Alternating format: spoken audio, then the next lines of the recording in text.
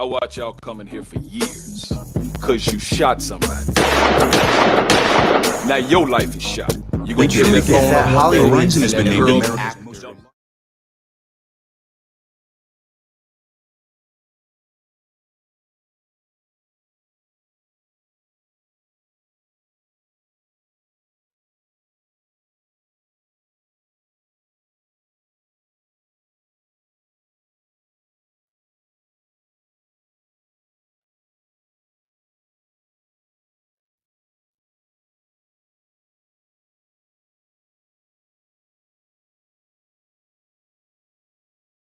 We Tennesseans all have a choice to make in our fight against COVID-19. I choose to enjoy live music.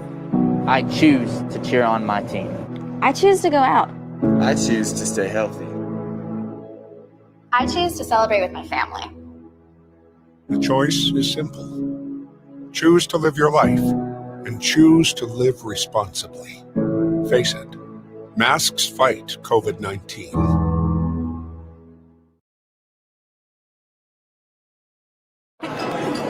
It's just a few cocktails at happy hour.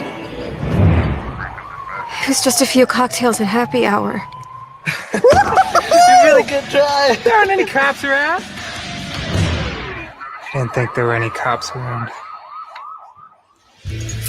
I drink and drive all the time.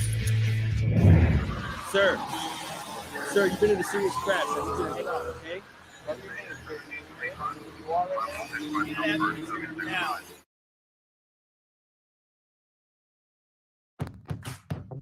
This pandemic has hit us hard, but Tennesseans don't stay down for long. We're known for our resilience, and we refuse to back down from a challenge. This challenge is no different. You might be out of work, but there's an opportunity waiting for you. We need you to roll up your sleeves and join our workforce. Right now, thousands of jobs are ready to be filled. Find them at jobsfortn.gov. Let's get to work, Tennessee.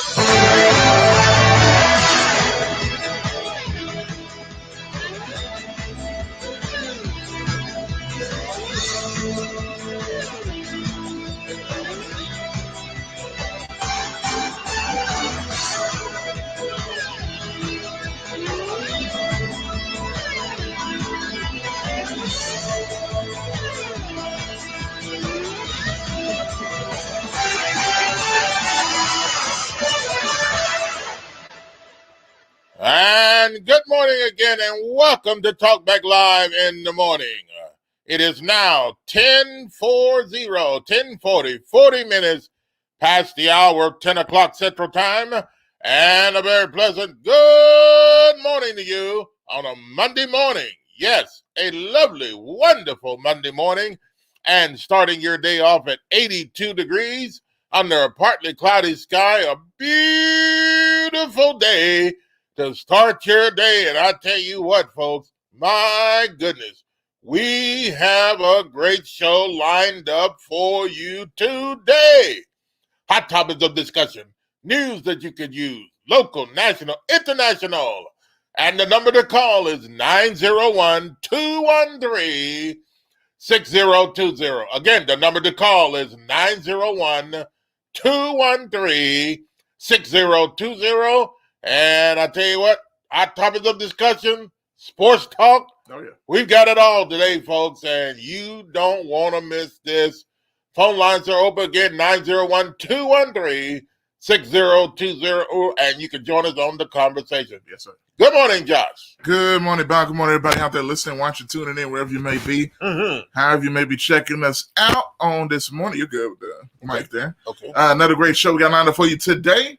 We're back, man. It's been a minute since we've been live and in living color and sound and all that stuff, man. So glad to see y'all. For y'all to see us, that is. We see your comments, but and the people coming in. So shout out to everybody continuing to jump on in that way. I see Carlos. I see Leon. Good morning. I see some more of y'all coming in with the comments. So shout out to you as well. Carlos says, boo Titans. We'll see. We're going to talk about that a little later. So y'all stay tuned, man. We got some things to say. And we know some of y'all have some things to say as well. So y'all stay tuned, man. But also, we got a lot of news to get to right off the top. But real quick, before we get to all that, I want to remind you where you can follow us and like us and all that stuff. You can follow us on Twitter at TalkBackLive. One word, at TalkBackLive. Also Facebook, facebook.com, TalkBackLive with Bob and Josh. Like our Facebook page, check us out there. As well as Talkback Live Network on Facebook. And YouTube.com, Talkback Live Network on YouTube. Subscribe to that channel as well if you haven't done so already. We are live on all of those platforms simultaneously. So once again, we appreciate every single one of y'all for doing that. And man, so I guess without any further ado, I'm almost forgetting it's been a minute since we've been on, man. But without any further ado, I guess we can get it on. All right, let's get it on. Let's do it.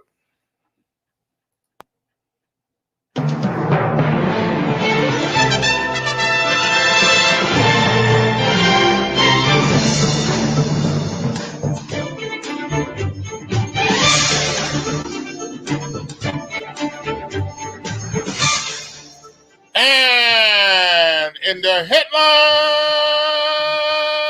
today, we've got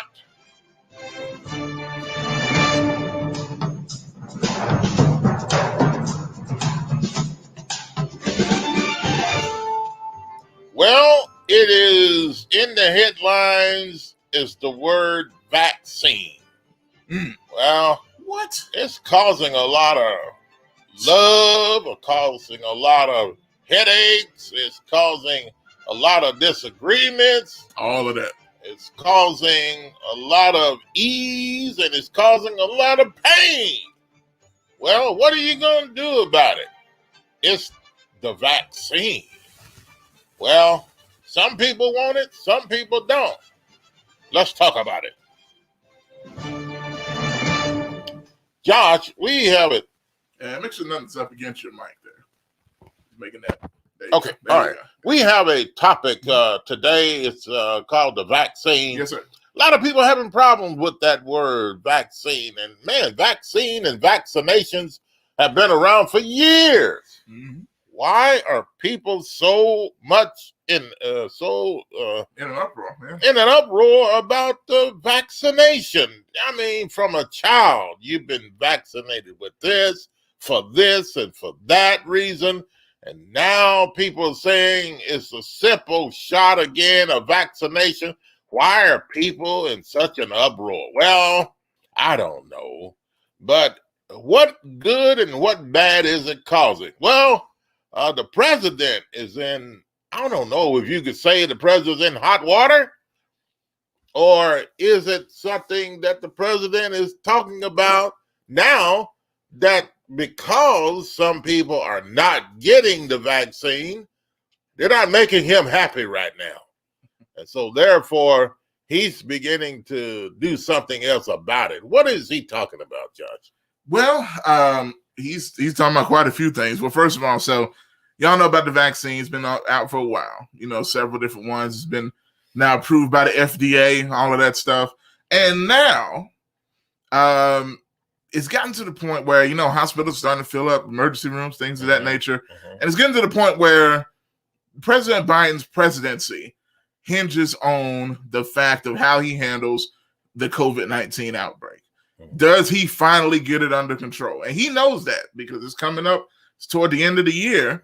And his patience seems to be wearing thin because now he's at the point where he's almost saying, what's wrong with y'all? Y'all are crazy. You still ain't got the vaccine yet. You know what? I'm going to make you get it to a certain degree. I mean, is that exactly what he's saying? Well, it's not exactly, but it's not verbatim, but somewhat. And I'm going to let him speak for himself. We have the story we're going to play here in just a second because it's causing a lot of controversy, man. And people are like, hey, I understand the vaccine. Some people even said they don't have a real problem with it, but don't tell me to do something. Yeah. You can't force me to do nothing. I'm an American. And they say, Americans, you can't tell us nothing. Yeah. Let us do it on our own. Yeah, it may be. Let freedom ring. Yeah, okay. It may be the problem of not wanting to listen to people is America's problem. And stubbornness and rebellion. That's probably what the president feels. And it's going to lead you into a lot of problems if you don't start to listen to somebody. That's true. What's up, Verdell? Verdell is Shaggy62 this morning. Is his name. He says he's on Facebook punishment, so he's checking us out on YouTube today. What's up? All right. Good morning to you. Glad we can still see your comments. Carlos is on YouTube as well. So shout out to Carlos Yatez. I hope I'm saying the name right. Yeah. Several comments there, and all the rest of y'all are coming in. Also, one thing I didn't mention, some of y'all have done it already. If you're watching right now, before we go to the video, like this video. Like it right now. Everybody that's watching, you support what we do. You like our topics that we're talking about. Like this video right now. And also share. Hit the like button and hit that share button. All of that is very much appreciated. Whether you're liking it on YouTube, Facebook, Twitter, retweet it. Do all of that right now and let people join in on the conversation. All right. And the vaccine. Yeah. I wanted to call the vaccine vice president. The president has comments. Yes. And let's get to his comments. He's fed up. He wants people to take the vaccination. Want to know why they don't want to take the vaccination? And is he saying that America's stubborn just because, or is he going to make it mandatory? Let's take a listen.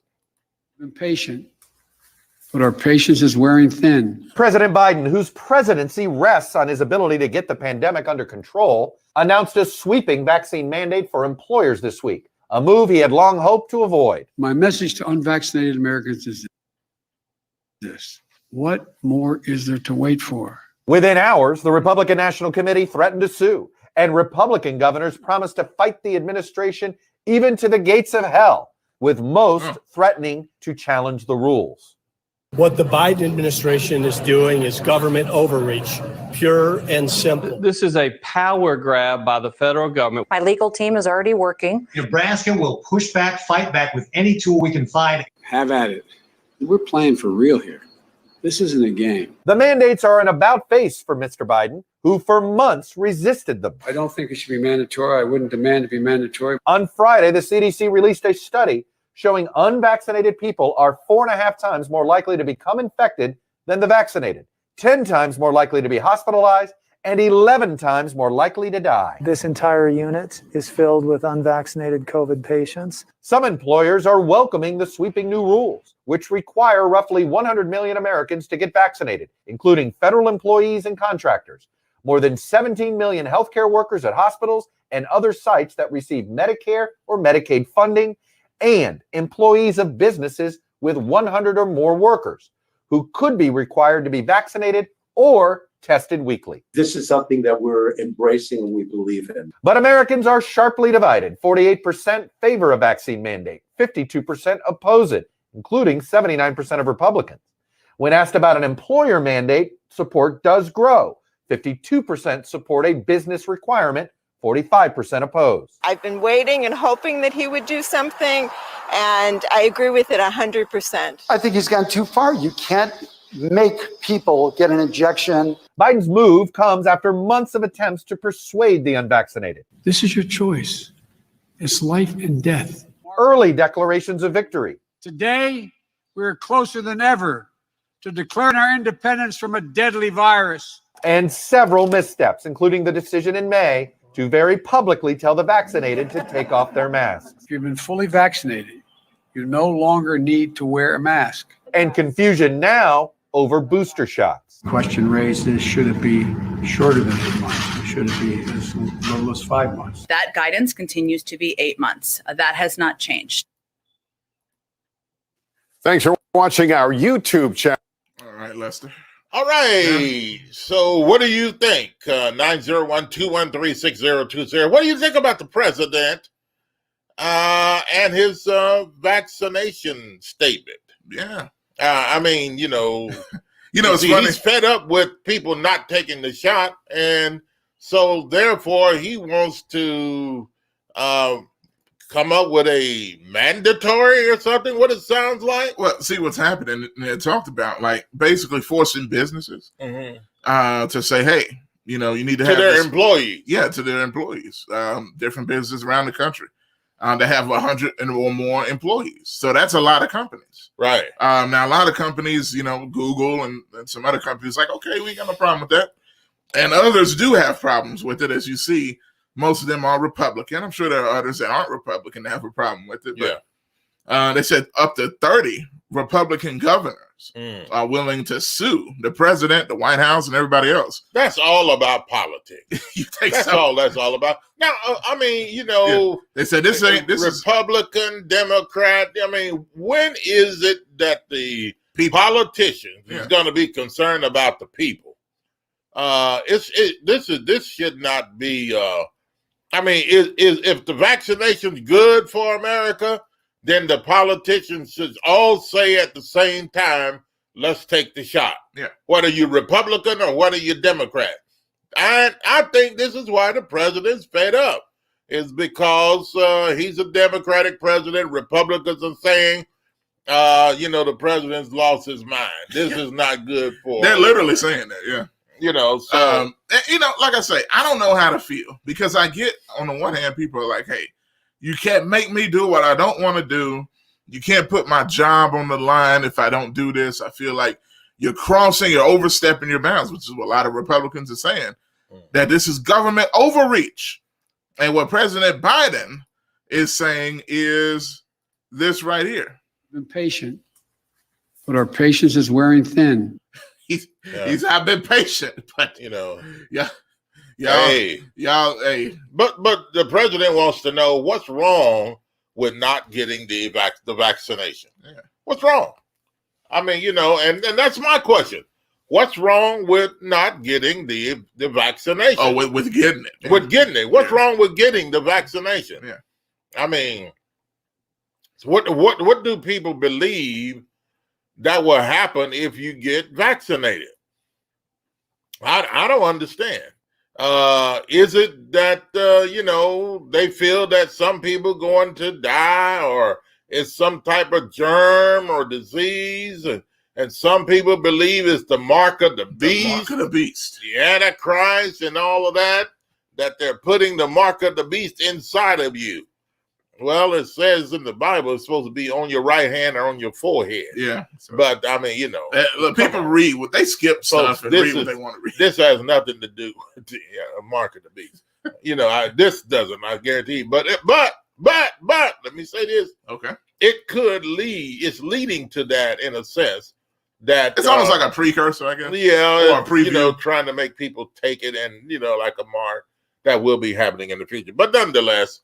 There may be a future passes now. Good morning, Kevin. Good morning. What's Mr. up, Kevin, man? AKA IC. Mm-hmm. Yeah. Remember IC back in the day? Yeah. And, what do you think? Is the president, by him being fed up, going to make this mandatory? And some of the businesses make it mandatory, that the businesses make it mandatory. That their employees that work for them must take the shot or else lose their job. Now, let me ask you this. Yeah. Do you agree that something like that needs to take place? Come to think about it, some people say, well, this is what some people are saying. They're saying that people that don't want the vaccination to take the shot are selfish people. Yeah, that's what a lot of people saying. Yeah. You know, and they're not thinking about other people, position, or other people might get sick if they get the vaccine or if they get the virus. So if they get vaccinated, they get sick, the likelihood of them dying is not likely. So I don't know, but here's the thing. Now the lines you may get sick, but yeah, I agree. I get what you're saying. Yeah, because like you said, you can still get COVID with the vaccine, but one, your chances go down against getting COVID, and also your chances go down of going to the hospital with COVID. The thing is, the whole point, according to all the research and even the facts of the matter so far, is that most of the people, what they say, 90-something% of the people that are in the hospitals now are unvaccinated. Most of the people that have the virus, that have the virus that are in the hospital and ICUs as well, that are extremely sick, they don't have the vaccine. Right. And they're taking up most of the emergency room beds to the point that it's overflowing and stuff like that. So what they're trying to say is they want to make people do what they need to do. And whenever the government, whenever there's even a hint, right? A hint of the government saying they're going to try to make somebody do something in America, people are going to be against it. Oh, yeah. I almost think the president needs to message it a little better. Maybe don't make it sound like you're grabbing us by the throat and sticking a needle in our neck. Maybe make it sound like... I don't think he makes... I think people think so. Yeah. That's just to me. But what do you think? I don't think he's making it sound that way. I think it's just that people in America are used to, doing what they want to do. Doing what they want to do. And then when it comes down to the point, somebody telling them what to do, no, I'm not going to hear it. It's not about that. People shouldn't be thinking that way. They should be thinking like, okay, if it's going to help the public, if it's going to help the majority of the people that I get vaccinated, and it's not going to kill me, it's not going to hurt me, I'll be helping other people, then I'm willing to help other people and to be an American and help other people from getting sick with the virus. So, I mean, that's the way some people say people ought to be thinking in this country. But evidently, they're not thinking that way. And by not thinking that way, according to the president, he's upset. But our patience is wearing thin. His patience, folks, is wearing thin. So is his hair. That's another story. 901-213-6020, or leave your comments and we'll comment on your comments as you comment. Okay. A couple more here. Jet says, LOL, ridiculous. So elaborate, Jet. He put that a little bit. I know he's got a lot to say on this. We've talked about vaccines before. Jet, come on. But he thinks it's ridiculous. Now, and saw Verdell's comment on YouTube here. He says he's doing the best he can. Republicans have made it a political thing. Yeah. Even at the risk of their own voter health. Says Verdell. Also, Carlos on YouTube says, I want to see the percentage of conservatives versus the percentage of blacks that are anti-vax. Think they're pretty close. And it's interesting, right? Usually with blacks and conservatives, they're on two totally opposite sides of the fence when it comes to viewpoints on things. But I do think there's a whole lot of black folks that I've talked to and that are not Republican or conservative, but they don't want to take the vaccine either. But it's for a different reason than the conservatives. Most black people just don't trust the government. And they think, I think a lot of folks have gotten a lot of bad information. They're trying to think the government is trying to harm black people. Yeah. I mean, talk to your black neighbor or your black loved one. Yeah. I mean, have they turned to a fish yet? I mean, has it harmed them? Or that way hey. It hasn't harmed me. I'm vaccinated. I've been done it, but I'm still here. I mean, I feel fine. Yeah. I guess you may have a little side effects or a little feelings. But that's usually immediately usually after. With anything you take. Yeah. But other than that, it goes away. A couple of days, it goes away. So, but anyway, now they were talking about a booster. Yeah. A third shot, a booster. Are you in favor of a booster? I hadn't heard him say anything about that in a few days, though. Yeah, that's true. And they brought it up in this video here. And they're kind of disputing how long it should be before you take a booster. Some people say 5 months later. Some people say 8 months later. Yeah. The White House said different things. But if you heard some of the people on our show, if you heard some of the people on our show, the last time we were on, I don't know if you remember, Bob, but I think Frankie and some other people talking about they already took the booster. So I'm like, I know. Has it been 8 that months too for them? soon? I don't. I guess it depends on when they took the first vaccine. I think that's where it depends on. Yeah. Have they taken the booster? How long it's been since they've taken the booster? I guess. Yeah, could be. Now Carlos says, "Sure, I'll get the booster," so he's gonna get the booster too. Okay. Jed says their information keeps changing. About what? What information? I guess everything. What information? But let us know. Yeah. He said he's driving right now. Okay. So I got you. We don't want you to be a distracted driver. Yeah. Don't. Yeah. Okay. This is Sergeant Chris Richardson with the Tennessee Highway Patrol, here to explain the Tennessee hands-free law. It's a hands-free law. Yeah. Sergeant Chris Richardson wants you to know hands-free law. There is a hands-free law. That's true. Matter of fact, let's see. Which is a new state law effective July 1st, 2019. 2019? Yeah, it's a while. I mean, you all know about the hands-free law by now. In Public Chapter 412, it makes it illegal for a driver to hold a cell phone or a mobile device with any part of their body. That's why Jet is driving. And he don't want to hold a cell phone while driving. Yeah, with any part of their body. Any part of his body. To write, send, or read any text-based communication, to reach for a cell phone or mobile device. Yeah, reach for a cell phone or a mobile device. I wonder what that is. Jed's laughing there. GK says, did my comment make the big board?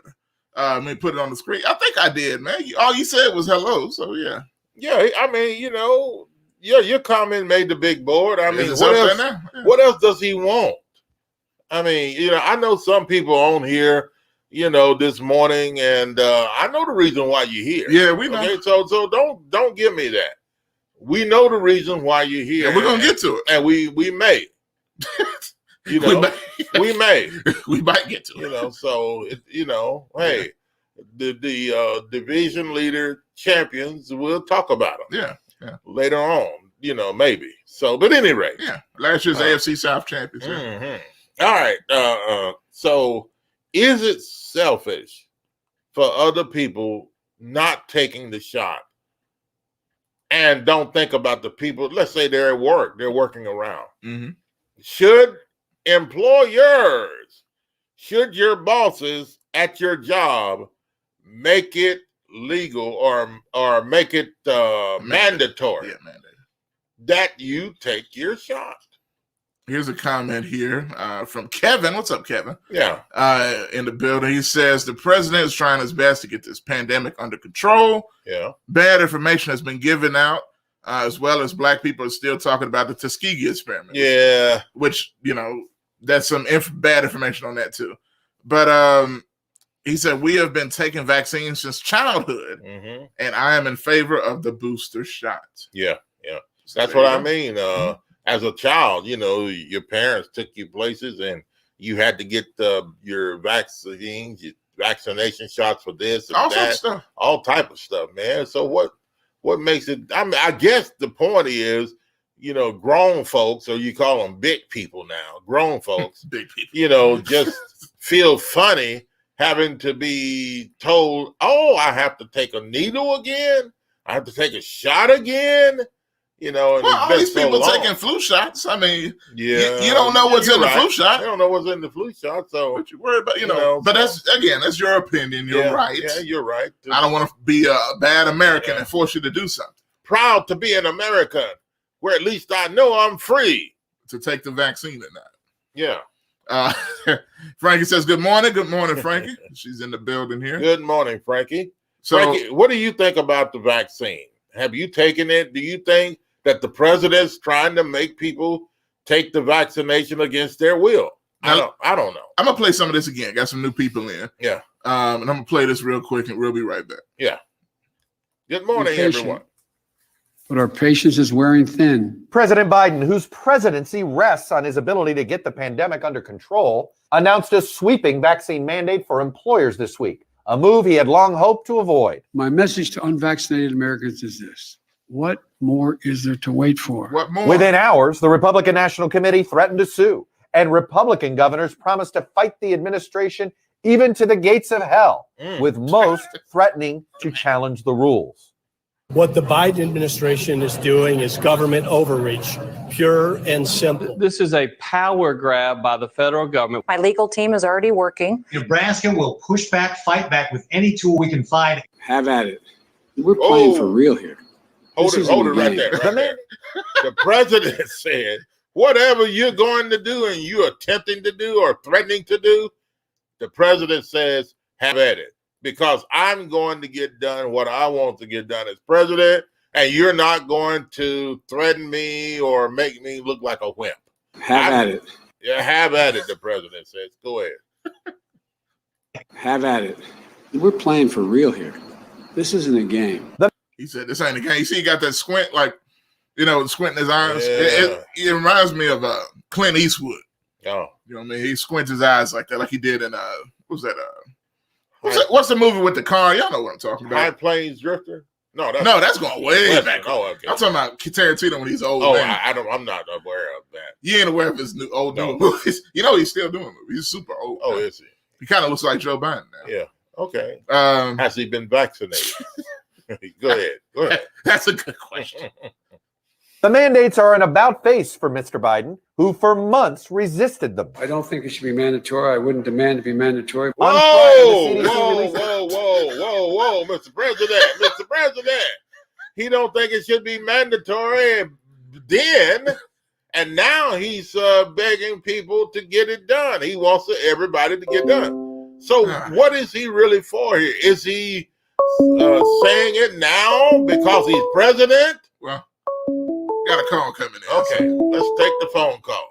Call from Daniel. Welcome to the show, Daniel. Good morning on a Monday. Kings, what's happening? What y'all up to? What's going on? Man, we good, man. All right. Mr. Yeast Rose. Yeast. And Mr.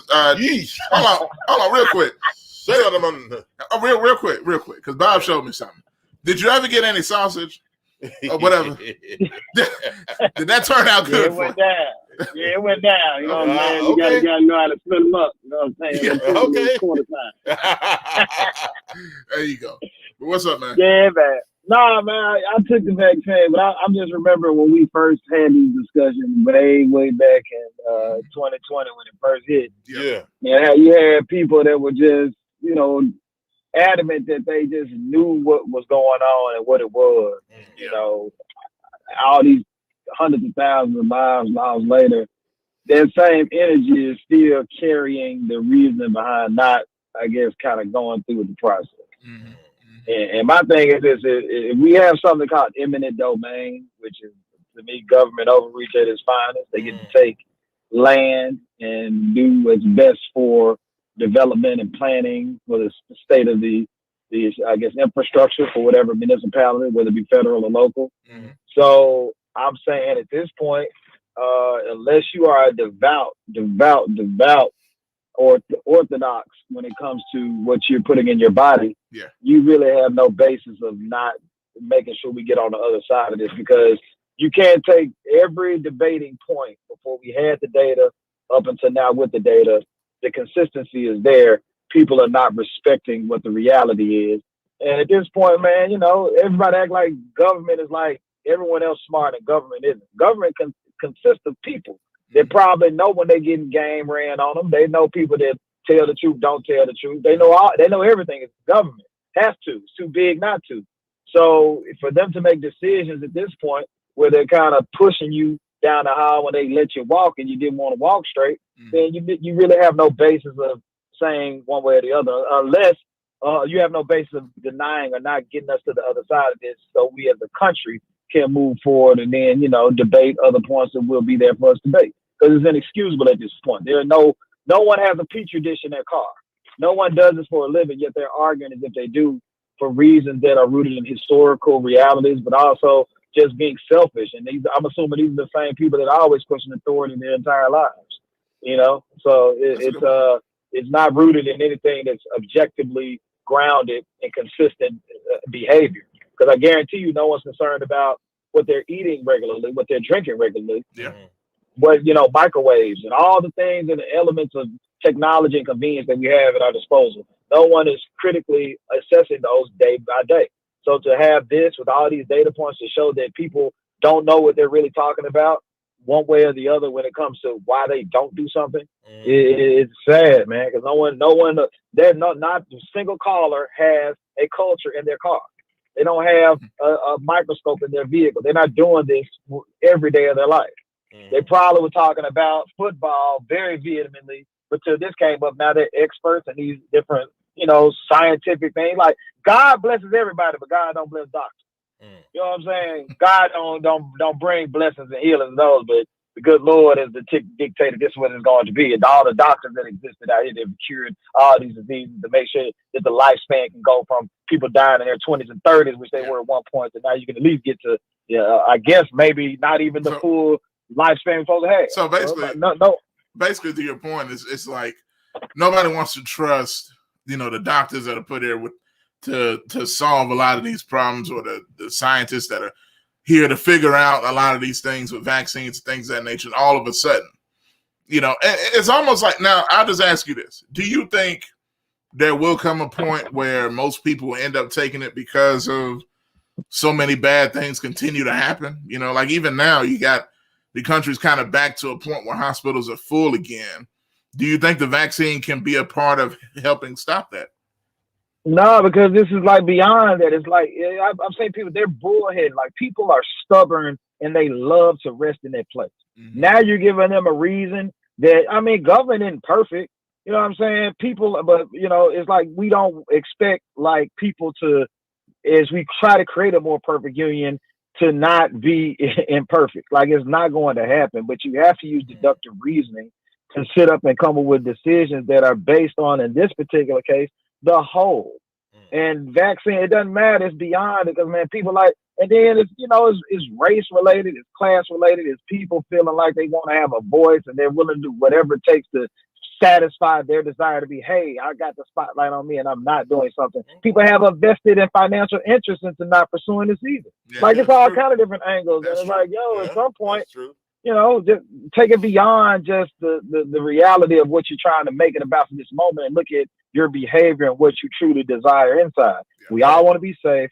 We all want to live a life of freedom. And we all trying to get back to the point we get back to trying to figure out what we really doing here in the first place. Because I guarantee you, life will not let us down with things to deal with. We will always have something to deal with. You know what I'm saying? Yeah, man. Hey, we appreciate the call, man. Great Good stuff, information. Man. Good stuff. Yeah, man. Love, man. Y'all hold it down, man. Get vaccinated, America. Quit BSing. Unless you're Orthodox with your diet, which you know you're not. So go right ahead. Don't worry about what's in your body. They need to take it too. So anyway. All right. Thanks for the call. Thanks, man. All right, man. All right. 901-213-6020 is the number to call. What do you think? All of America needs to be vaccinated, or do we, at a situation like this, something that's going on that kills America, kills people, make them sick, should it be something that we say, okay, everybody needs to take it so that everybody can stay well? I'm patient, but our patience is wearing thin. The president says his patience is wearing thin. So what should we do, folks? Americans is this. What more is there to wait for? What are you waiting for? The president said, what are you waiting on? That's what he wanted to say. So what is it about? What are you waiting on, idiots? He didn't say that. That's what the president wants to say. That's what he wants to say. Well, but, I'm just saying. Frankie has a comment here. Okay. She says, I totally agree with the president. I've talked to some young relatives who don't want to take the vaccine and say that they will not get their children vaccinated either. She says, I told them they must not really love their children. Oh, wow. I informed them that their mothers loved them so much that she made sure they got their vaccinations so they wouldn't suffer unnecessarily with diseases and viruses. So she's talking about how her as mother and other mothers in previous generations got their babies vaccinated from different things as soon as they could. From past diseases that are still out there. Yeah, so if you're concerned about your relatives and your loved ones, your children, grandchildren, you want them to get vaccinated so that you wouldn't have to cause them any harm later on, or so that they wouldn't have to go through something unnecessary. What more is there to wait for? What are you waiting on? Is what the president is saying. Do you agree or do you disagree with being vaccinated? I mean, at this point, is it really, or should it really be the question? Do we agree or disagree? Or should it be get the vaccine? And, it's like it's saying, this is America. We can choose. Certain things you can't choose to do in America, even though you're an American. Well, hold on now. For months, resisted them. I don't think it should be mandatory. I wouldn't demand to be mandatory. See, come on, Mr. President. Wait a minute now. I'm trying to defend you on one end, and then you turn around and say you don't think it should be mandatory on the other. Mandatory. I wouldn't demand to be mandatory. See? Well, that was back in December. That was back in December. So, So, but now he says it needs to be mandatory. Carlos says, get vaccinated. Yeah, I mean, so what's the big deal? What? He kept it simple from our YouTube channel there. Yeah. So, I mean, what's the big deal about not getting vaccinated? Well, now, Jet getting vaccinated. Jet says the code word seems to be bad information. So he says, share some of that bad information, please. So what he's saying is people that say that they're getting bad information on how bad the vaccines are, he doesn't believe it. He says, ain't nobody spreading bad information. I mean, he just thinks it's bad. I don't even know what the bad information. What bad information are they spreading? Well, I mean, it's hard to just narrow it down. There's a lot of stuff out there. Will it make you talk like a duck if you took it, or some people probably are saying will it? People say it'll send you to hell. Send you to hell. The mark of the beast. Will you get the mark of the beast, or will you get stomach problems? Or I actually heard one said it could permanently make you a Cowboys fan. Oh, God. Which I can somewhat understand. That's a serious problem. I can understand that. That's a serious problem. That's bad. Yeah, I mean, I don't think that'll happen to you, though. You don't have to worry about that. Yeah, I hope not. No, it won't. It won't. I've been vaccinated, and I hate the Cowboys. That's true. I still despise them. But at any rate. Good morning, Greg. Speaking of Cowboys fans. Good morning, Greg said. Good morning, everybody. Greg also said. Everybody. Greg also said, Josh, I used to like you. Oh, man. Oh, Lord. He going to get me next, I guess. Jet says, I know the news keeps saying it. We keep repeating it. So, I don't know. Now, Carlos says, I was in line at the store, and folks were talking about 666 satanic chips being shot in us. What? So they're saying, I've heard that. There are people that said that there's a satanic chip in the needle. Okay. Okay. Yeah. Who said? Carlo Yates? Yeah. He said he heard somebody in the store talking about it. Okay. You need to find them and then tell them to call us when our show is on. Explain to us what they're talking about. I mean, tell me, because I don't know. Yeah. I mean, I really want to know. I mean, where did they get their information from? I mean, this is. Some people say it's in the Bible. Yeah. Now, I'm not sure which one they're reading, at least not with this particular situation. Some people that don't even believe in the Bible going around talking about this 666. I mean, if you don't believe it, how you got you don't even know what that means. Talking about it for. I think it's three numbers. But anyway. Jay says, these guys here, LOL. Oh. And then he says, tighten down. So tighten, okay. It's coming up in a couple minutes. Okay, see, it's people like this that don't respect other people. Yeah. And so we're going to get to that later on. Well, what did the Cowboys do the other day? Yeah, they lost. Okay. That's all I need to know. Thursday, yeah. Yeah, that's all I need to know. They got beat up. Okay. All right. 901-213-6020. Are you against the vaccination? Are you against the vaccine? Do you think everybody needs to take it? Do you think everybody needs to be made to take the vaccine? To unvaccinated Americans is this: what more is there to wait for? I mean, so it's not killing your loved ones. It's not making people close to you sick. I mean, it's not the Tuskegee thing. They're not shooting stuff into you. So what is the problem? I mean, I don't understand. Maybe this caller has the answer. Call from This call. Bugman. Bugman. Greg, welcome to the show. Good morning on a Monday. Good morning, cowboy haters. How y'all doing, man? What? Man, look, we are living life. We are vaccinated and thriving. What's up, man? How you doing? Oh, man, I'm good. I'm good, man. Let me be brief. Yes, First of all, my Cowboys, we lost, man, but I have no complaints about the game. Yeah. No complaints about that game. However, okay, I tried to watch the Titans yesterday, and I ended up having to drink a whole half gallon of Pepto-Bismol. Pepto-Bismol. They got half gallon now. Man, wow, must have went to Sam's Club. Better watch that. Hey, you better watch that. It may be a while before you be able to do it again. You gonna be tight. It won't be right. Yeah. Well, because the Tiger was so full of, I had to take Pepto. Oh my God! See, it's these type of heathens right here. I tell you, man. But look, we're gonna break it down. But look, man, yeah, we're gonna break it down. As far as the vaccine mandate, right? Yeah. I've really never been for those type of mandates. But look, man, what else left is there to do?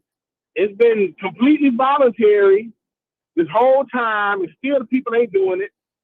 I don't have a problem with the people that are not vaccinated. The type of people that I have a problem with that are not vaccinated are the ones that don't want to get vaccinated. They don't want to wear masks. They don't want to do any of the mitigating things to help, get through this thing. They don't want to do anything. Yeah. Those are the ones that I have a problem with. It's like, and then you ask them, well, what do you think that should be done? We got natural immunity, blah, blah, blah. And it's like, come on, man. Apparently natural immunity ain't doing it. Well, they got that. Don't forget about that horse dewormer. Ivermectin, yeah. Last week we buried my cousin's husband. He passed of COVID. Healthy young man.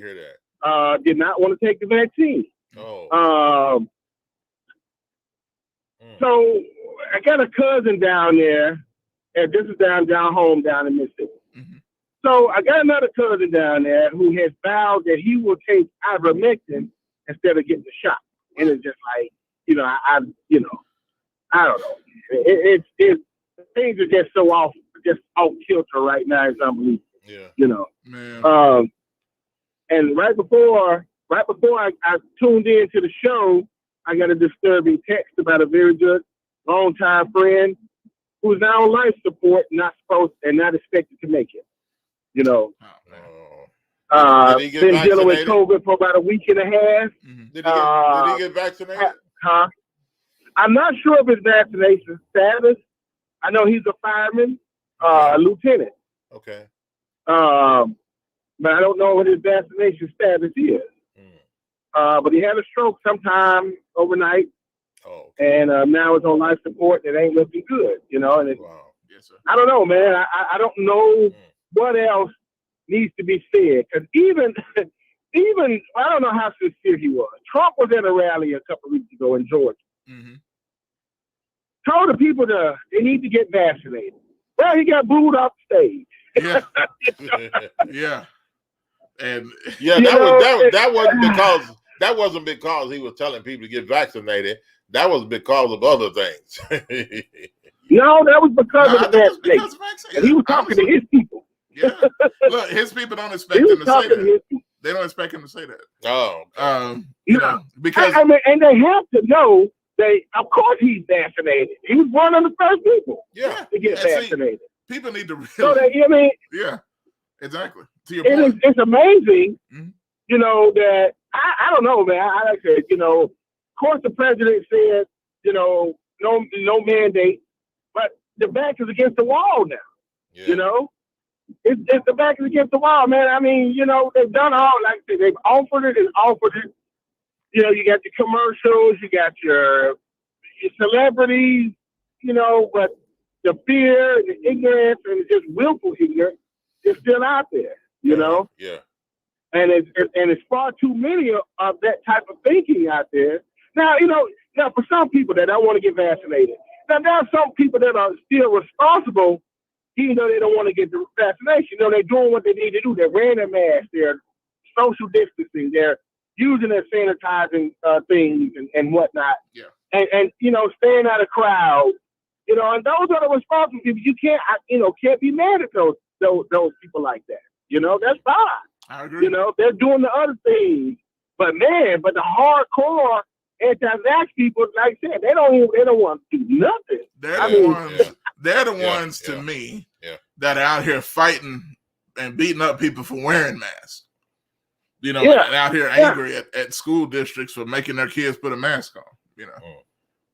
So. And then they're hollering about their rights. And I'm like, how is a mask violating any of your damn rights? No. What right exactly is being violated by asking you to wear a mask? Yeah. You know? I don't get that part, you know, and I saw this stupid post last night on Facebook. Somebody was talking about, you know, the vaccine mandate, you're going to need a card to carry around, blah, blah, blah, blah. Then it goes on to say, then we're no longer living in a free society, yada, yada. I'm thinking to myself, right? If you get caught, if you're walking down the street, the cop pulls you over or comes up to you and asks you for your ID, and you don't have your ID, right? Whether it be driver license or just regular state issue ID. Right. Yeah. Which you have to pay for up front, and then you got to pay for it every few years. So if you cannot be properly identified, you can be detained. Now you won't be arrested, but you can be detained until they figure out who you are. Right. So what free society are they talking about? Yeah. You get caught driving a car and you don't have a driver license. Well, guess what? You get a ticket, you can go to jail, lose your car that you paid for. Right. Exactly. Paid for. But yet you hollering about a free society. You know? And it's just like, well, I mean, I don't know. I don't get it. You know, the same people, I bet you they won't go to a store without their shoes and shirt on. You know? No, wait a minute, Greg. They're supposed to be able to do what they want. This is a free society. They should be able to walk down the street with no clothes on if they wish. Free society. You know, I mean, people get to talking about rights and it's like, I bet you if you if you're going down the street by yourself in the middle of the night and come up to a red light, I bet you stop. Absolutely. I bet you stop. Now, what sense do it make? It ain't no other cars but you. What sense do it make to stop? Yeah. You know? So, I don't know, man. It's just, it gets a little frustrating sometimes. I have to admit, it gets a bit frustrating. I was talking to a friend of mine last week, doing some work for her. She's a nurse, works in a hospital here in Memphis. She is an anti-vaxxer. She's an I'm not going to administer the vaccine to nobody. I ain't getting it because they trying to kill us and blah, blah, blah, population control. I said, but why? I wanted to ask her so bad, but why do you still work for her? You know? Because that money's still good, though, ain't it? Yeah. Ain't that something? It's amazing, man. Yeah. It is amazing. But look here, man. I can't say a good win by the Tigers. That was a pretty disgusting win Saturday. And the funny thing, it was on its way to being a good win. It was on its way to being a good win, and it just kind of didn't. Oh, it was a good win until the 9 in the 4. Yep. Yeah. All right. Hey, Greg, we're gonna talk about that in just a few minutes. We're coming up with it. And as a matter of fact, we're getting ready to hit into it. Actually, as soon as you get We're gonna dive right into it. Dive right into it. You head first. If you can, I know you're busy. All right, well, you can call back in and I'm gonna listen in, man. I'm gonna listen in. But I'll just say this and I'm gonna go. It's been a long time since I spit after a win. After what? A long time. Wait a minute. Whoa. You did what now? He said spit, not a. I said it's been a long time since I spit after the Tigers won. Oh, I think he thought you said something else. Oh, okay. It rhymes. Oh, no. Yeah, no, none of that. None of that. Okay. Now, just regular old, just spit. Just regular old saliva. Okay. Yeah. Okay. I'm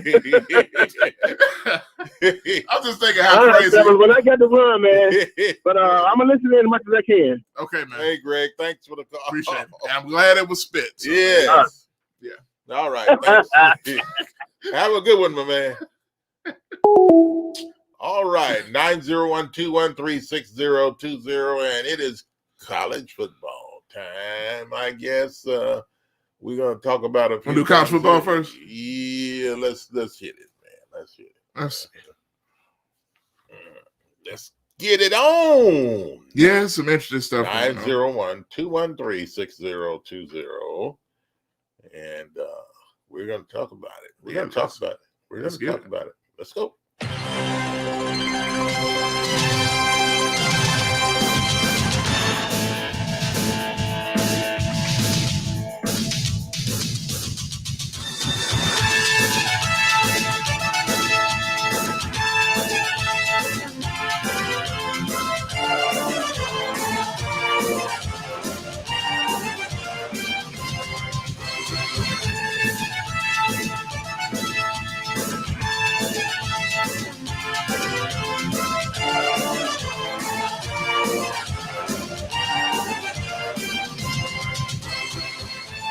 All right, and welcome to NCAA football talk. Well, what little talk we're going to do about the NCAA anyway. And we got to start it off this weekend and start it off, the Memphis Tigers. They did win 5 points. Yeah. Who did they play? The mighty Arkansas State Red Wolves. Oh, Arkansas State. Now, Arkansas State and Memphis, when they normally play, that's been a pretty good, Arkansas State has been pretty competitive. Well, yeah, I put this. At times. It's, when it was competitive, honestly, and maybe it's just me, but I feel like it was competitive back when Memphis wasn't that good. Yeah. And they were real competitive back and forth. And even at one point, they were much better than us. Yeah. I'll never forget. The main reason I remember Arkansas State so much, I think about the game against Memphis and Arkansas State, is going back in one of the worst games ever. It was unfortunately the Larry Porter era. And I don't know, when they went down to play Hugh Freeze in Arkansas State at the time. Remember, Hugh Freeze was coaching Arkansas State. Right. He wanted to be at Memphis. He wanted the Memphis job. They didn't give it to him. And so he beat up on. He stomped a hole in Memphis's head repeatedly, and they didn't stop. Poor old Larry Porter. Yeah, and Larry had a terrible team. Yeah, so he did. And went in there in that horrible stadium that they had. Their stadium looks a lot better now. But those weren't his people, though. Nah. Sad they had to fire the black coach like that. Yeah. But anyway. And that's a whole show. Y'all know we've done shows on that. Yeah, that's another same topic. But nonetheless, now with Coach Silverfield. I don't know about Silverfield. You've never been a fan of Silverfield. I've never been a fan of Silverfield. He doesn't sound like a coach. He looks like a dork, but no. He sounds like he looks like a nerd. I don't know. Anyway, let's take the phone call. Let's see what we got. Call from Kelly. Kelly, welcome to the show. Good morning on a Monday. Tiger Talk. Bob and Josh, what's going on? How y'all doing this morning? What's up, Kelly, man? How you doing? Man, I'm doing all right, man. Y'all bringing up bad memories. I was at that game. Yes, I was there in my Tiger blue. Oh, yeah, man. I stay over here in Arkansas, so it wasn't nothing but straight up the highway. And I had my Tiger blue on, and when I sat on the A State side, with my blue on, they let me have it. Oh man, they let me have it, and I remember that vividly. What was it? 2011, 2013? Yeah, I believe so. So I made sure I had my blue on because I knew we was gonna get the game Saturday. So I went to about halftime. Thought we had it in the bag. We scored some points and they scored some, but man, after halftime, that's when the game got good. It seems did. like, man. Yes, it did. You're talking about this weekend's game, but yeah. This weekend's game, yeah. Man, what do you think now? Because look, on the one end, I was a little going into the game. This is just me. Going into the game, I was a little worried, right? Of the quarterback situation. Old Seth in there, the young true freshman. He had a good game in the first game, but it was a little shaky. I wanted to give him a chance because, of course, he's a true freshman first game ever. He came out firing. He did. I think he's going to be one of the future, too, because, like I said, that game kind of worried me as well because he's going on the road, freshman quarterback. Yeah. And they showed up pretty good. Like I said, the Tigers got some athletes. That Austin, I'm talking about, we burned them for some big plays. Yes. Yeah. Yes, sir. Calvin Austin the third. But, the thing about it, though, I think it's the coaches' decision that they made. I mean, he may turn out to be okay. I think he'll be okay because of who he's got. It's my Silverfield. Silverfield. Mm-hmm. But, it's to me, I don't know, man. You just don't like the way he looks. I know what it is. I just don't think he looks like a nerd in class. No, he just doesn't. He just, to me, doesn't appear to be a head football coach. I think he's an assistant or whatever or something like that. But I don't think he was ready for the head coaching job. But I don't think it's all him why they're winning and what's going on with them. But let me throw something at you.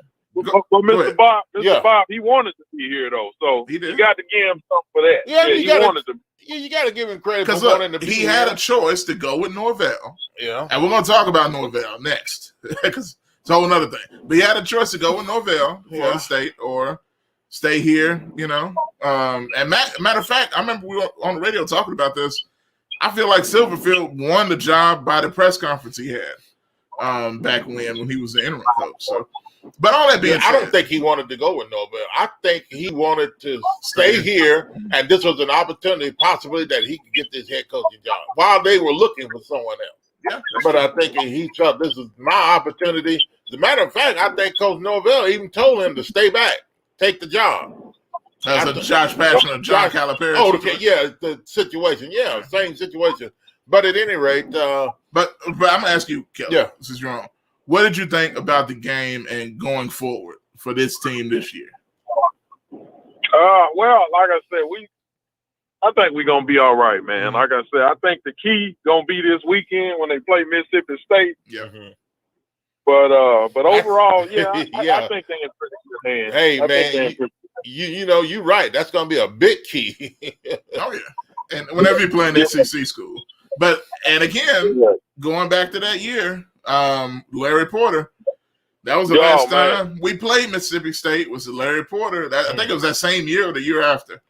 And all them cowbells were in the Liberty Bowl. Yeah. Hopefully that doesn't happen this year. Oh, it's gonna be full. It's gonna be full of cowbells. You better believe it. But I hope these Tigers come out. But they're way better than they were then. So. Yeah, I know they are, and I hope they come out, and I hope this Silverfield get them fired up against Mississippi State. And I hope they come out and just rake Mississippi State up and down the field and show them who's in charge and who's land and property that they're on, and really come out. They may not be that good as Mississippi State, but I think the Tigers have potential to come out this week and to really drag up and down that field and then make a name for themselves. This is an opportunity for them. Here's the thing. Mississippi State is great. Because Mississippi State, the first game they played, they were down 20 to Louisiana Tech at home. Exactly. Yeah. I saw that. So I wouldn't mind they spot us 20. Man, what you talking about? But they came back and won. But man, you spot a team like that 20 points at home, and they had to have a comeback to win that game. So. Oh yeah. But I'm gonna let y'all go. I just had to call, and like I said, for some reason I'm in Facebook jail. Don't know why. Don't know how I ended up, but I couldn't comment, so I thought I'd call. Man, they locking everybody up. They got Verdell in there too. I have no idea. They hit me with a message yesterday. I have no idea what I did or what I sent. They don't even post that much, but for some reason I couldn't comment and like or none of that stuff. Oh man, they locking our listeners up, man. We got to do something about this, man. But we're gonna try to get some bail together. You know what I'm saying? Yeah. And that's why we got other ways on YouTube and other places like that. They can view us as well. So yes, sir. Man, y'all take it easy, man. Okay, thanks for the call, man. All right, no problem. All right, 901-213-6020. What do you think about the Memphis Tigers? Tigers win 55-50, as you said. 55-50. Calvin Austin III. Yes, sir. Made division. Yeah, player. he won the AAC Player of the Week with almost 300 yards receiving. That's a Memphis Tiger player. Yeah, the wide receiver, Calvin Austin. It's funny, man. He's a little bitty dude, but that man is fast. Yeah. With the 3 touchdowns he crazy. Jet says here a bunch of vaccinated criminals in the comment. Wait a minute. Because Verdell and Kelly in Facebook jail. So yes, there's a bunch of vaccinated criminals. Oh man, come on, Jet. All right. The Tiger football team, they won 55-50. Mississippi State coming up next. What do you think? Do you think Memphis has what it takes, Tiger football team, to take on Mississippi State? They're going to be at home this time. That's right. They're going to be at home and the Liberty Bowl Stadium and all the festivities and things that'll be going on. So they're going to take on Mississippi State here. I think it's a 3 p.m. afternoon game. Let me double check on that right now. Yeah, double check and see. I think that's 3 p.m. in the afternoon, maybe, where the Tigers will be playing. Yes, 3 o'clock in the afternoon, the Liberty Bowl. Yeah, on ESPN2 as well. Okay, so nationally televised. Okay, it's set to be sunny and 88 degrees at kickoff. Wow. All right, so that sounds good. And hey, just hope the Tigers come in and play a good football game. And I think they could win this game, Josh. I think if they come out and play good football, and don't be intimidated by Mississippi State. Don't be intimidated by these guys. These guys, they put on their jock straps the same way they put theirs on. That's right. So, I mean, somebody said don't say that. Well, yeah, I mean, yeah. Do they still with jock straps are old? I mean, that's I don't might have upgraded, but I don't know how it goes. But anyway. Do they still wear those hip pads and all that good stuff? Like a girdle, you pull it up on there. Y'all let Bob know, man. But anyway, but 901-213-6020. You think the Tigers are able and capable and can and will beat Mississippi State this weekend? Yeah, let us know. Let's see. Verdell says Calvin Austin is a bad man. Yes, he is. And so is Thomas and Hennigan. Look, shout out to Brandon Thomas. He is the running back for the Tigers, freshman as well. True freshman out of Arkansas. That dude is a beast. Yeah. I'm talking about he's going to be the next dude at Memphis to me when it comes to running backs. Memphis has been running back university. Yeah. Going back to Darrell Henderson, going back to Kenny Gainwell, Patrick Taylor. Yeah. That's just over the past several years. Those are some good names there. All of them are in the NFL right now. And Brandon Thomas looks like he's going to be that next guy. He's big, he's strong. As a true freshman to come in that big and strong and fast. Yeah. 2 70-yard touchdown runs in the game Saturday. So wow. And Hennigan, I got to give him the credit again. The quarterback, little bitty freshman, man. He was balling. He was throwing that ball. I was worried. He looked like young Brady White in the first game. But in the second game, he looked like Brady White when he left. And Brady White turned into a great quarterback when he left. So, hey, I don't know if y'all know this also, real quick. Brady White is on the sideline. I know he's been on the sideline in a Tigers polo. I don't know if he's trying to be a coach or what, but he's been at the games on the sideline lately. So that's something interesting to watch out for. I mean, is he on the staff? Could be. I don't know if he is officially. Y'all let me know. I don't think he is. but I know he's not on a pro team. Mm-hmm. Last I saw when anything him NFL related, he had a mini camp with the Titans after the draft, but they didn't keep him. But I wouldn't mind if he stayed around. Hey, that would be cool. Yeah, to see that happen also. So all right. In other news in college football, I mean, you wanna call in, talk about your team and other teams across the NCAA. I mean, it was a busy week. So much. Football, hey, so real much, quick, yeah. I'm just throw this out there. I'm not going to get into it. Yeah, because it'd be a long conversation. Yeah. Vols lost. Oh, that was. I don't know what to think, man. Tennessee got something. Some people say a team is cursed. I don't know about that, but it's something because this keeps happening all the time. And I actually like old coach Hyper. I think he can do a good job. And they didn't play terrible, but just the way they lose is so painful. Yeah. They lose in the worst ways. You know, I mean, golly, that was. And I'm a fan of Tennessee, and I'm a fan of Memphis Tigers.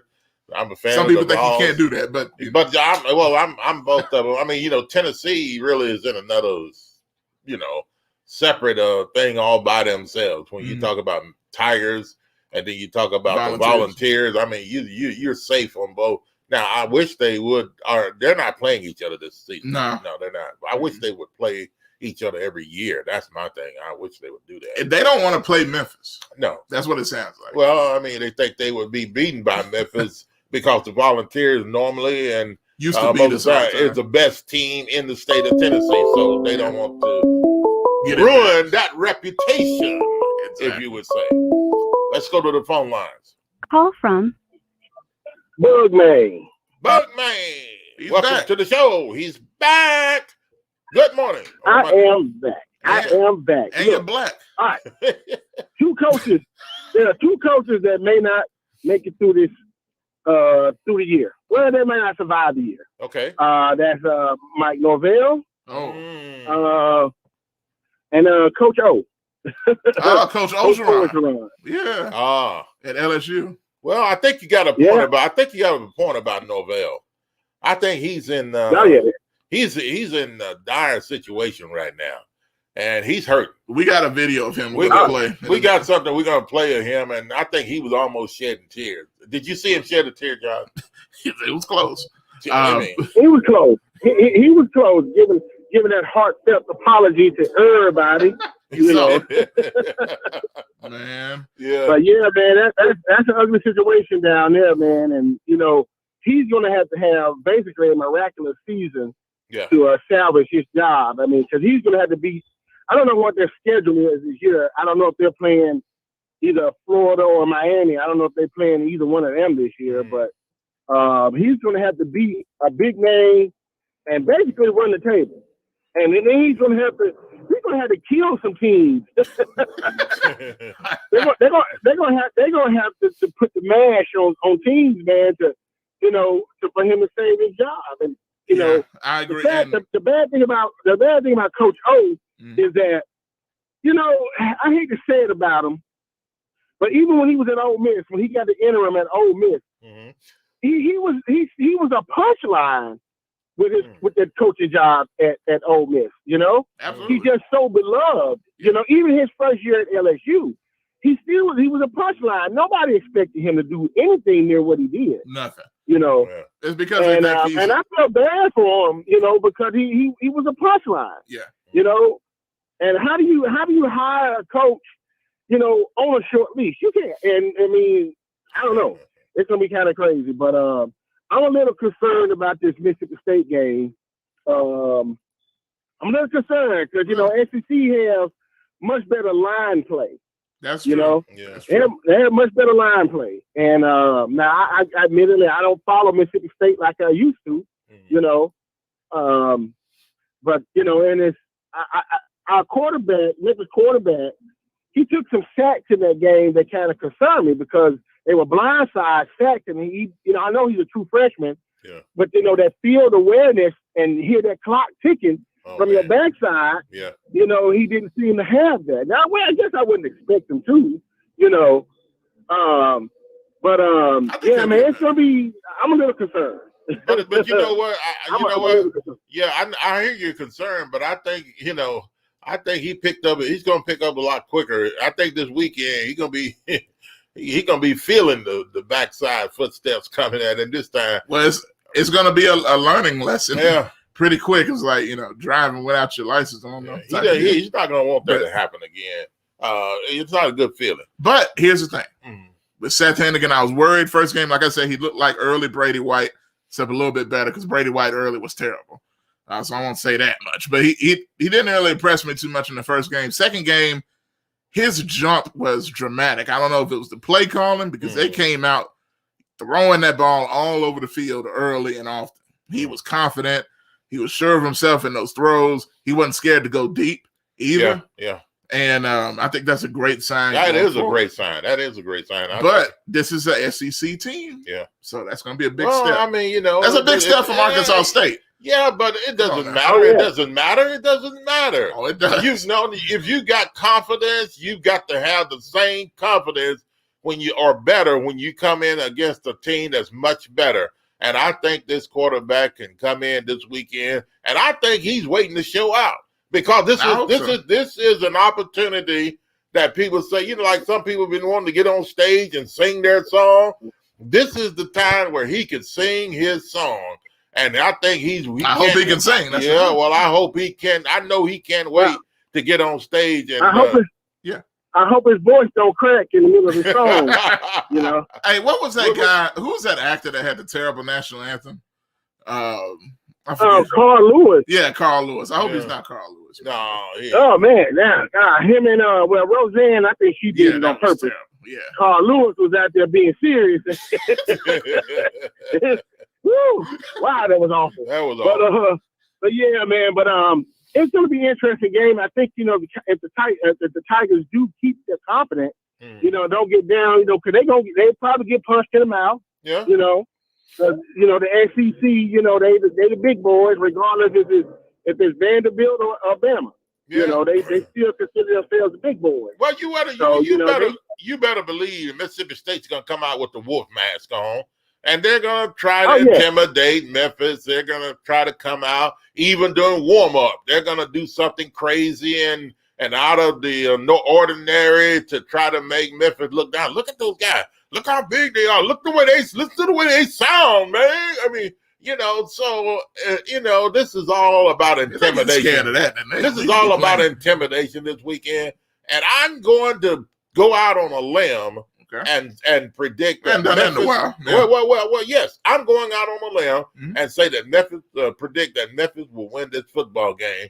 And the reason I say that is because I think they're ready. I think they want to win this big game, and this will be a big jump for them. And I think these guys are excited, more excited than we feel that they'll ever be, and that they're excited about playing this team, and they're really up on it. And I'm going to be in their corner. And I think they're going to win this football game this weekend. Gotcha. It's very interesting.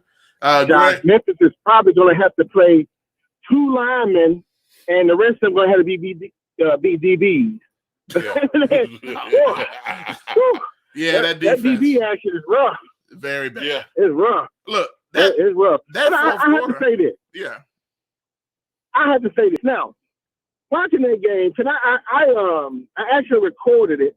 I went back and just watched pieces and bits, right? And it kind of looked like a lot of those big plays that they gave up, it was kind of in one of those, a lot of passes like they were just thrown, I ain't gonna say thrown up for grabs, but it was just a heave downfield, and they were just so out of position because a lot of times it was a scramble situation or possible break it down, the guy just slung it downfield, and they were out of position. Now, a couple of times, too, I think, when Memphis got up big, when they were up, 18 or 19 or whatever it was at one point, and they just got a little lax out there in the DBs, and, and some of the, because you can see some of them, that guy, the DB was 3 yards behind, wasn't trying to catch up. Yeah. And so, I don't know, man, that's the only scary part for me is, Mississippi State going to just try to air it out all day and just, if they're smart, they'll target those DBs all day long. Yeah. But I think, like I said, if they keep their confidence up, don't go in there, too pumped up. Stay relaxed. They'll do just fine. I think they're going to win the game myself as well. That's because I got my blue tinted glasses on right now. But, I feel you. And right now, the line ain't number 5. The line is 5 in favor of Mississippi State, which I think is really good. That's really good. I think that's really good. So, hey, we're going to see, man. We're going to see. And I don't remember what the line was for the Arkansas State. I think it was 5.5. I don't think Memphis covered. And they only won by 5. But, hey, it is what it is. Yeah. I'm pumped up. I'm ready for the game already. I'm ready for it. Yeah, absolutely. I'm ready. Absolutely. But, all right, fellas, but that's all I got.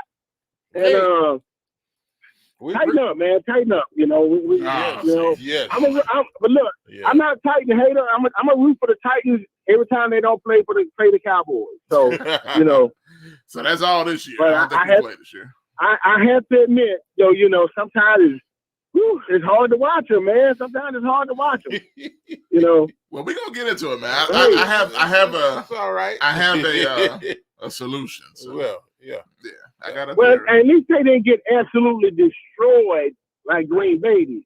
Green Bay got just mollywopped. Yes. Yeah. Aaron Rodgers. He got benched. Like, well, I don't know if that was voluntary or what, but it was over with at that point anyway. Yes, 10 minutes left in the game, you down by 25. I guess ain't much you can, ain't no miracles happening. Well, hey, the Jeopardy job is open again. So, All right, Greg. Appreciate All right, it. well, anyway, fellas, y'all have a good one, man. I'm going to get out here and pretend to do work. Yeah. All right. Hey, thanks, Greg. 901-213-6020. Memphis Tiger football. And they did win 55-50 this weekend. Mississippi State coming up. What is that, Saturday? Yeah, this Saturday. Saturday at 3 p.m. Memphis time. And it's going to be at the Liberty Bowl Memorial Stadium. And I'm predicting that Memphis will beat Mississippi State. Hey, now real quick, because we kind of went on that, right? And we were talking about Mike Norvell. Mike Norvell. Now, my thing is next on that.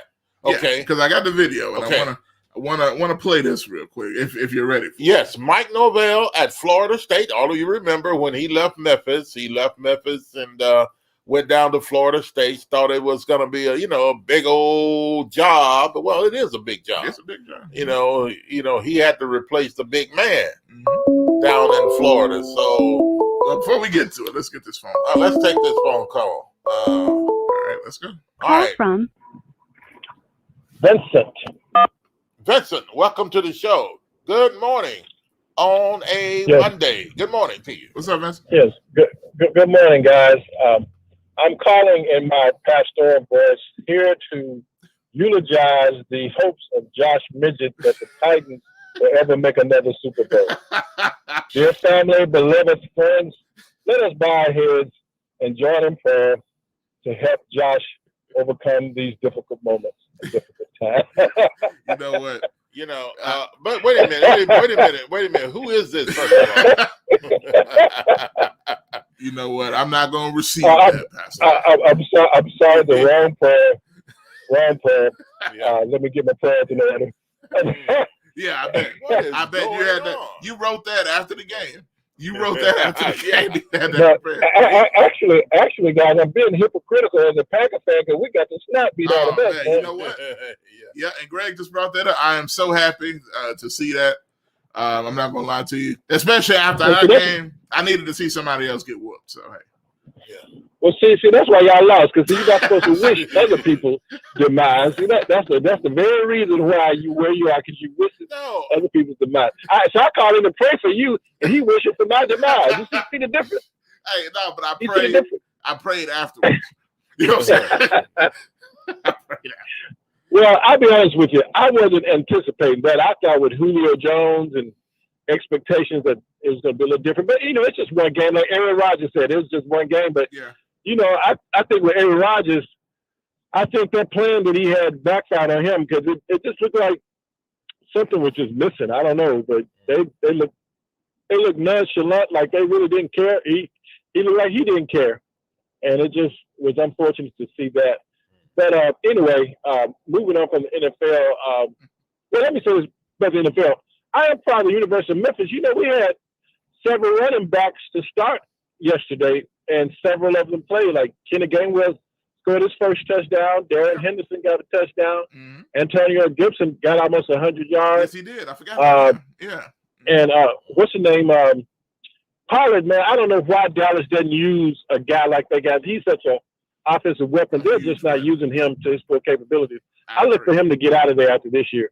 Because that doesn't make any sense. Because I think he could be a starter, to be honest with you. Or at least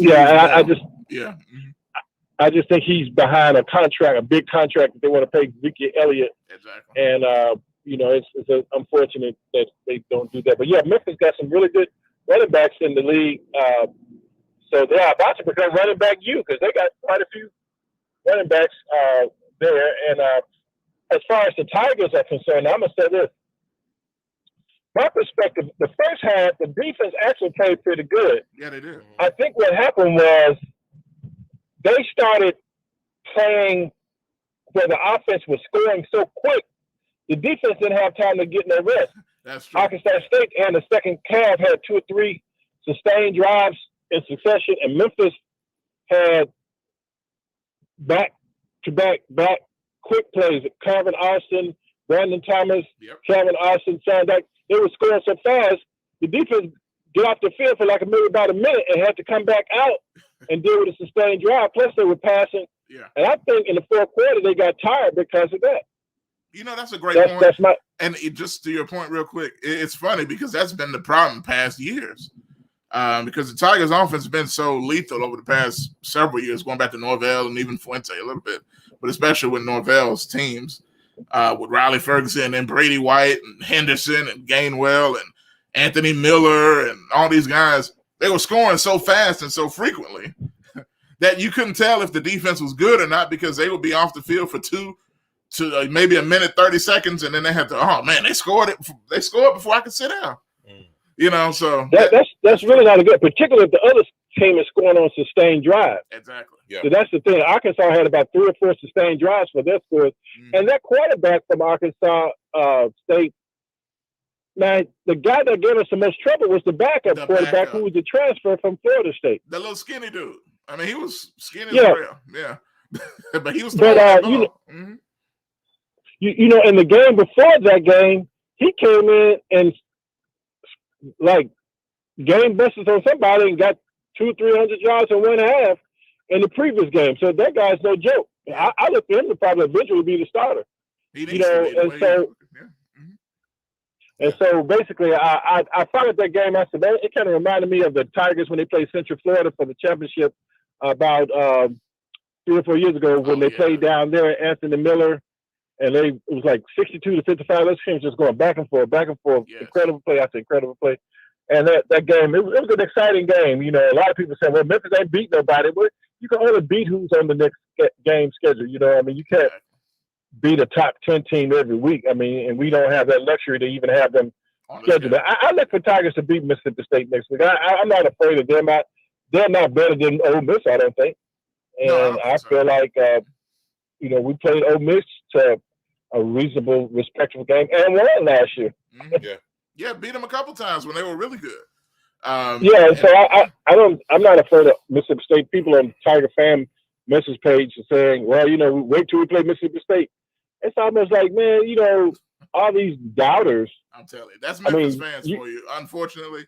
And I love Memphis fans, don't get me wrong, but we could be real, you know, negative, you know, and worrisome in some situations. You kind of bringing up negativity for no reason when it's not there, when you're worried about something, you know, thinking the worst. Well, one way to help that, though, is Memphis win the game. You're right. That's a great point. And when they win the game, you know, things like that, conversations like that will get better. I'm going to tell you something. I like this quarterback, but with all these running backs, they got more. Like, they got Thomas. You got Rodriguez Clark coming off the bench, who's pretty good. Then there's another guy, Marquavius Weaver, who's good. And they all seem to have a good mix of speed and power. Especially then you got Asa Martin. He fumbled. I don't know if he got hurt or anything, but and then you got this other guy, Colin Watkins, who was actually like the third backup last year. That was pretty good from East. Yeah, he was a star in high school. Yeah. Mm-hmm. Yeah, so they got a pretty good. And one last thing I'm gonna get off. This one Memphis fan, I made a statement on the basketball page. I said, hey, you know, Memphis got a freshman quarterback, got 400 yards. They got a receiver about to break Anthony Miller's record. Talking about Calvin Austin. Then I said, Brandon Thomas, he's almost like another Kenny Gainwell, over 200 yards. And at that time, ESPN had on their statistical page, box score section, that he had 207 yards. Well, obviously, I don't know if he lost yardage or something happened, and he ended up with 191. So I put on that he had 200 yards because that's what it was saying. Well, this fan got challenged me. Well, he didn't really quite have 200 yards. He only had 191. So, you know, don't be saying he got 200 yards and he got 191. I said, dude, listen to what you just said. I said, you got a freshman running back in his second game, got 200 yards, 2 breakaway scores, and you're going to nitpick, well, you can't handle the truth. I said, no, it's not a matter of the truth. It's a matter of the way you are approaching this. This is just crazy. I've never seen that type of fan who's supposed to be a Tiger fan nitpicking the fact that the man was 9 yards from 200. Yeah. People are crazy. That's what that is.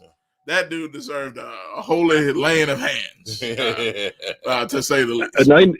A couple of devils cast out. That's what he deserved. But anyway, I just thought that was kind of odd to think that he would argue. He didn't have 200 yards, but he had 191. What is there to criticize? Yeah. You know, and Thomas, you know, to be honest with you, he has that breakaway speed that they really missed last year. Now Rodriguez Clark, no relation by the way, but Rodriguez Clark. Well, and, I figured that. I did have a Clark cousin that played for Memphis back in the day. It was really, really good. Matter of fact, he got drafted in the second round. Would have been a first round draft pick had he not hurt his knee in the senior year. But his name was Keith Clark. Yeah. But he was really good back in the early '80s. But I see you with the athletic lineage. Huh? I see you with the athletic lineage. You know, I see you. Yeah, I still get my jump shot. I ain't got no athletic ability, but I can still shoot the three. You give me a pick, I can make it. 1 out of every 2. But anyway, let's not talk about let's not talk about defeat. Well, anyway, the make a long story short, man, they actually have a quality team. Yeah. I'm not looking for a down year. I'm looking for a respectable year because if you got freshman running backs, freshman quarterbacks, you got to understand when you play more experienced teams, you're going to have some growing pains. And that's the thing that I'm concerned about the Tiger basketball team because everybody's talking about Final Four. Jalen Rose picking them to go to the national championship game. I saw a video of Amani Bates, and he's a good offensive player, but man, he's skinny. And when you get to start playing these upper level Division I guys, when you got a 225-pound guard guarding you, and you weigh like 175 pounds soaking wet, you can ask Penny Hardaway. Josh, you probably weren't here to see this, but Penny Hardaway played Cincinnati Bearcats his sophomore year. Penny Hardaway was like 6'7", 175 pounds, maybe 180 pounds. I heard about that. He was great. Yeah. But Cincinnati had some guys, man. Every guy on that floor except for Nick Van Exel weighed 230 or more. And they put some body on him, and they beat Memphis 4 times that year. Bob, you remember that? That makes a difference inside. If you're not that big, man, you don't have those muscles, and that's why Take that wear and tear. why the basketball players have to work out. Why do they have to lift weights? You know, that's one of the reasons why you have to go in there with some strength, man. But at any rate, hey, we appreciate your call on the Tiger football, and man, we'll look forward to Mississippi State going down this weekend. All right, Josh, your sympathy card's in the mail, Josh. I'll talk to you later. Yeah. Well, I hope you put some money in there at least to help me out. But I send you a gift card, free dinner. What's your favorite eating place, man? I send you a gift card. No, just send the money. Just send the money, man. Just send the money. No checks. No checks. No. You know how black folk do at the end of a funeral. They give food. You know, they do food at the repast. You know, they send you some bucket of chicken and some, stuff like that. You know. Okay. Hey, good guys. Y'all have a good day. All right. Bye bye. All right, man. Thanks for the call. 901. You're gonna send me a bucket of chicken from my pain. 6020 bucket of chicken. Send the right chicken. Yeah, and some money. Yeah, why you at it? Yeah. All right. We're talking Memphis Tiger football. They won, and now Mississippi State is coming up. Mm-hmm. And we were going to bring up Norvell. I don't know if let's bring up Norvell. He left Memphis. Why? Because he wanted to be part of a big, big program. That's right. Florida State's a big program. It was. Until Mike Norvell comes along. Oh, well, now he's learning the fact that Florida State still wants to be a big program, and if they have to do it without him, they will. Mike Norvell is under a lot of pressure right now. Do you see that picture of him versus? I don't know if you see it on. Yeah, I see it. He looks awful, man. I mean, he looks like he's about to cry. If he could find a hole to go in, he would run into it. Mike Norvell is under a lot of pressure, whether you believe it or not. Florida State has probably told him tomorrow. Okay, tomorrow. If you don't get it tomorrow, you're out of here. Look, he said we don't play till Saturday. Yeah, but tomorrow. We don't play till Saturday. Yeah. We're gonna hold Saturday against you. Okay. Hey, but look, so Florida State's 0-2. The first two games they lost. Yeah. Now, look, a lot of people gave them credit because the first game they played Notre Dame, big time school. It was a really great game. Came down to the wire. A lot of people kind of questioned his play calling at the end of the game. And I'm gonna tell you something real quick. This is something I said about Norvell. All through his time in Memphis, they got better while he was here. I'm not saying he did a terrible job. He didn't. Recruited extremely well. All of that stuff. Well, I mean, let me get to the point. Let me get to the point though before you say it. This is my point at the end of the day. At the end of the day, there was a lot of questionable calls while he was here. And the team was so supremely talented, it was overlooked in a lot of situations. But when it came to late game situations that the Tigers were in, there were questions about certain things many times. And I think that was overlooked because of the job he did. Now, with the Florida State, got the big job over guys even like Deion Sanders that they were considering, but they said, hey, we want Norvell. Now, last year, there was the controversy about him lying to the players before the season. Right. There was a controversy, two controversies about lying. Well, he went into it. There were two of them about lying to the players in different times. One of them had to do with the Black Lives Matter situation. And there was another situation that happened later. But now, evidently, they may or may not have gotten past that. But now, this is the year they expected to see some progress. So far, it's not looking like it. They lose to Notre Dame. You're not going to hold that too much against them. But this week, they play FCS's own Jacksonville State University. The mighty Jacksonville State. I don't know what their mascot is. I don't think anybody knows. They came into Florida State Stadium.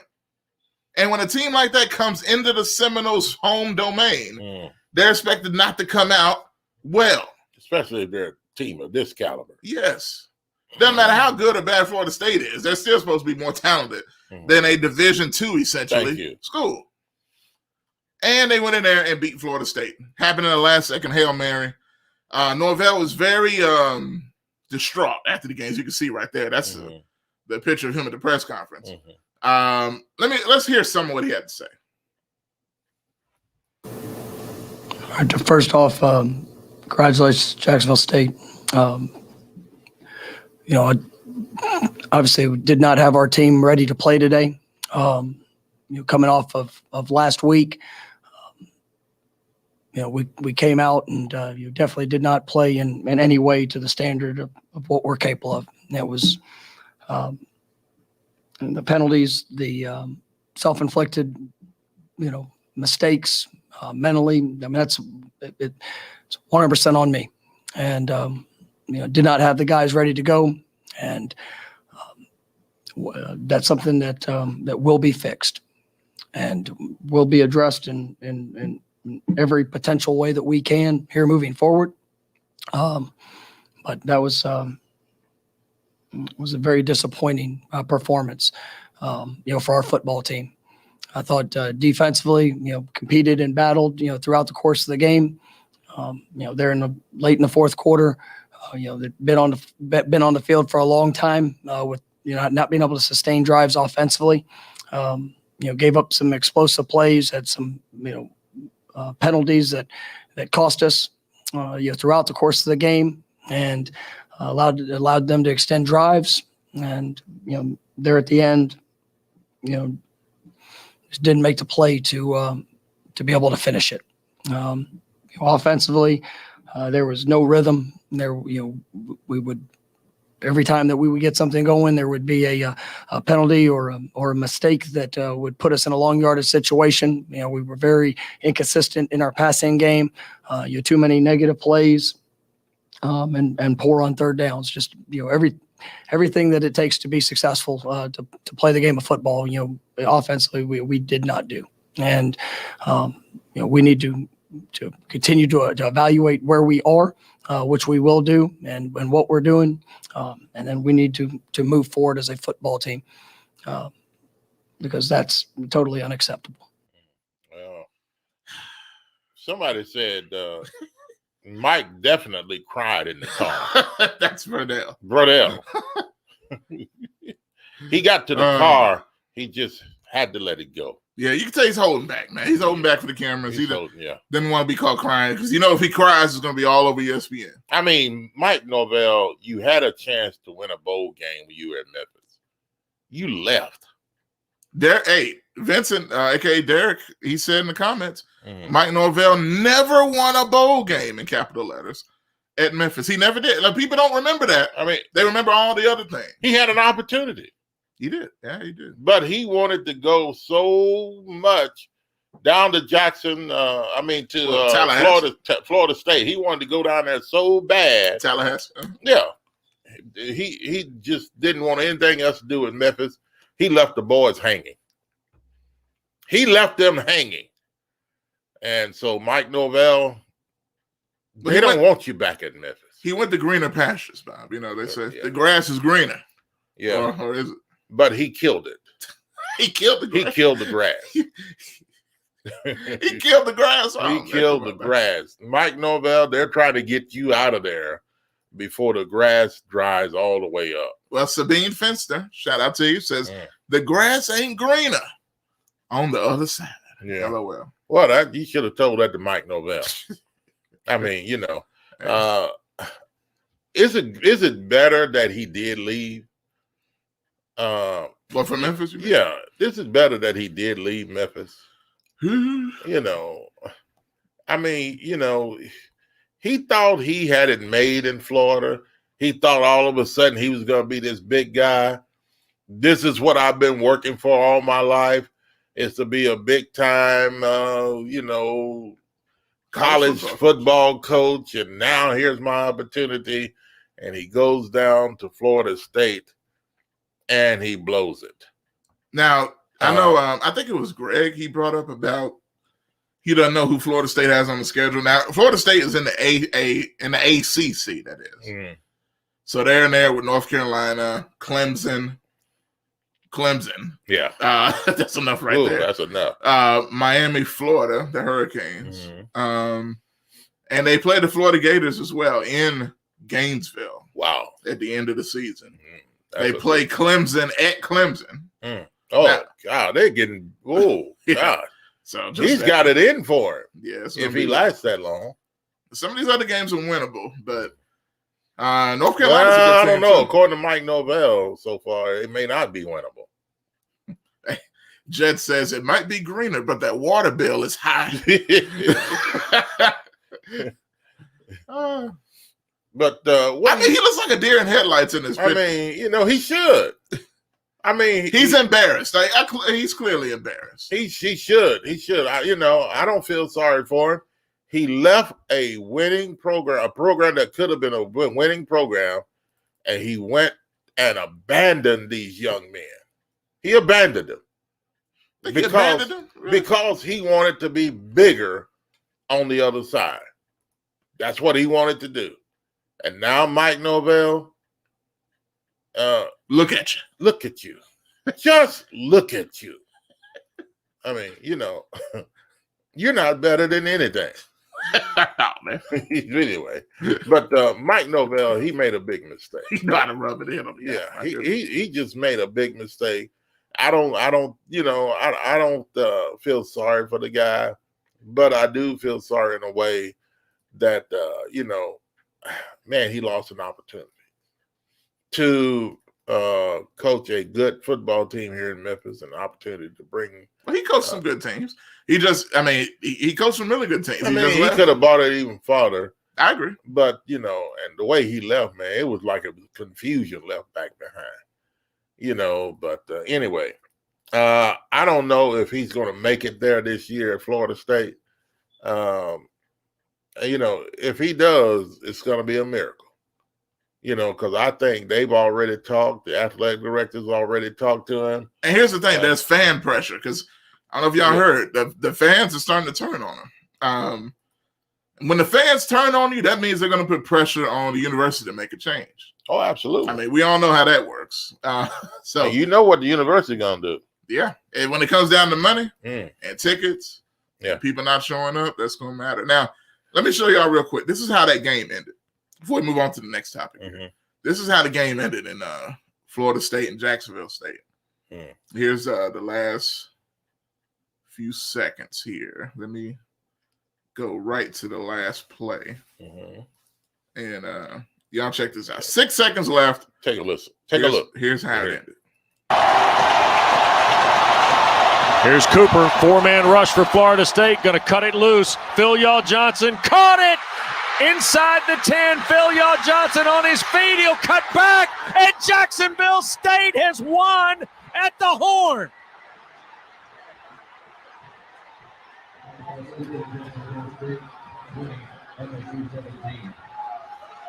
On the final play of the game, Zarek Cooper throws to Phil Johnson, and the Gamecocks have upset the Seminoles. Who knew Jacksonville State was called the Gamecocks? I thought that was South Carolina. But look, nonetheless, the Jacksonville State Gamecocks came into Tallahassee, Florida.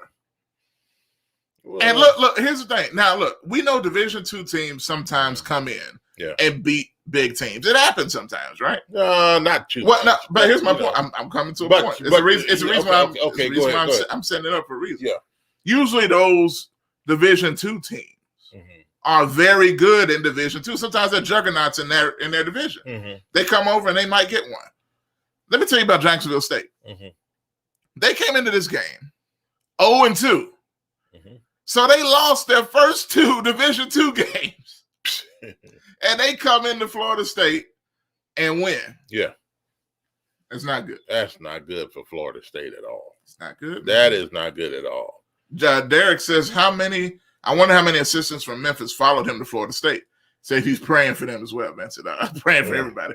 But, look, most of them actually. Silverfield, I think he kept a couple assistants. And Norvell had a really good staff here.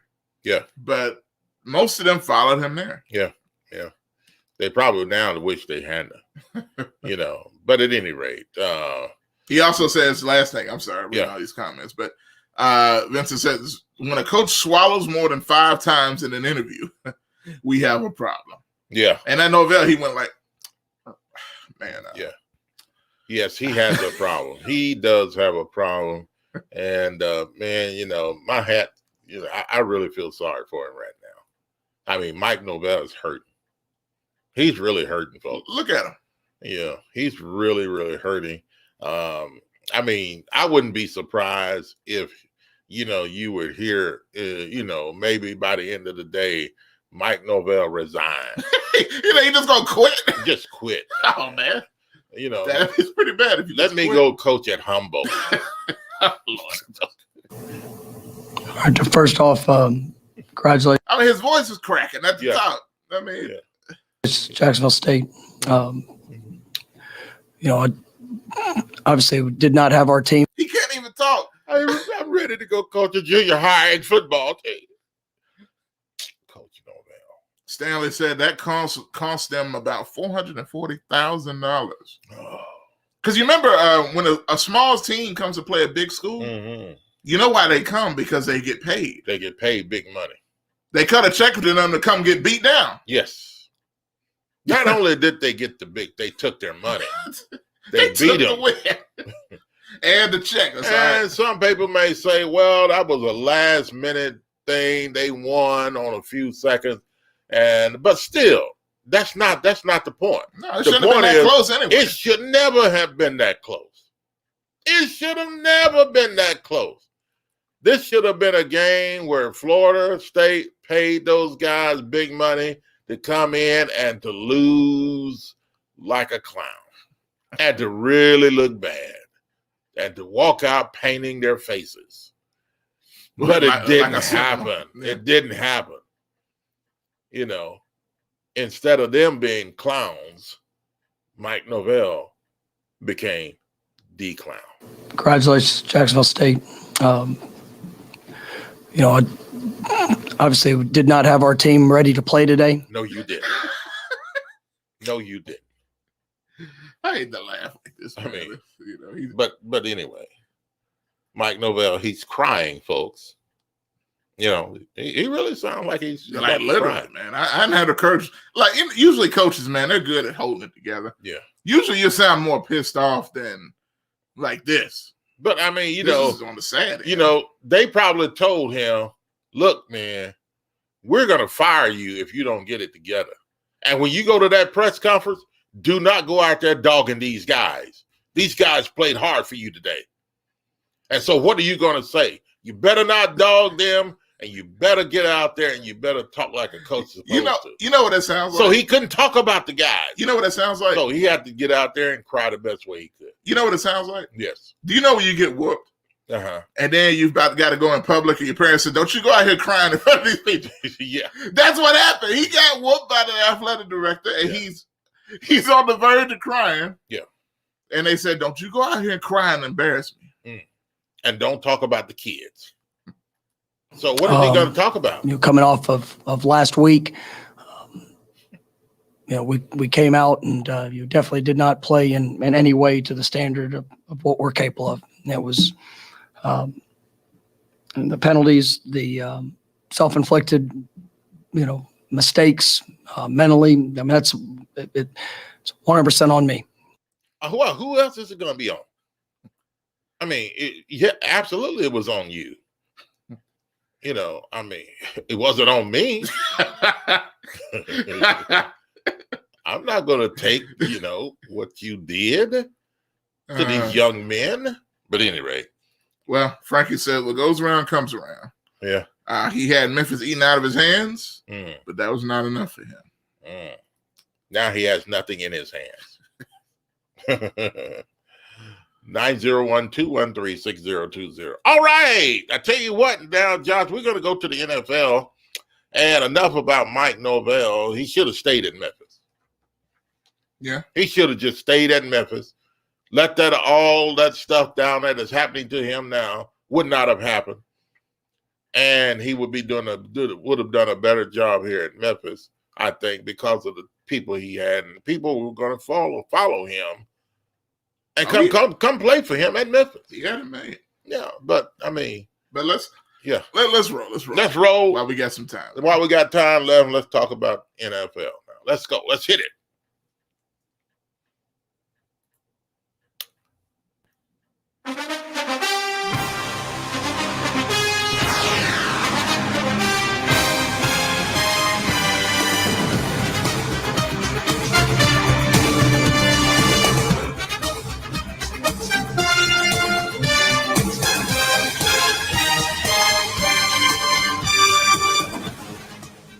And ladies and gentlemen, welcome. It is now time to talk about the National Football League and what went on this week.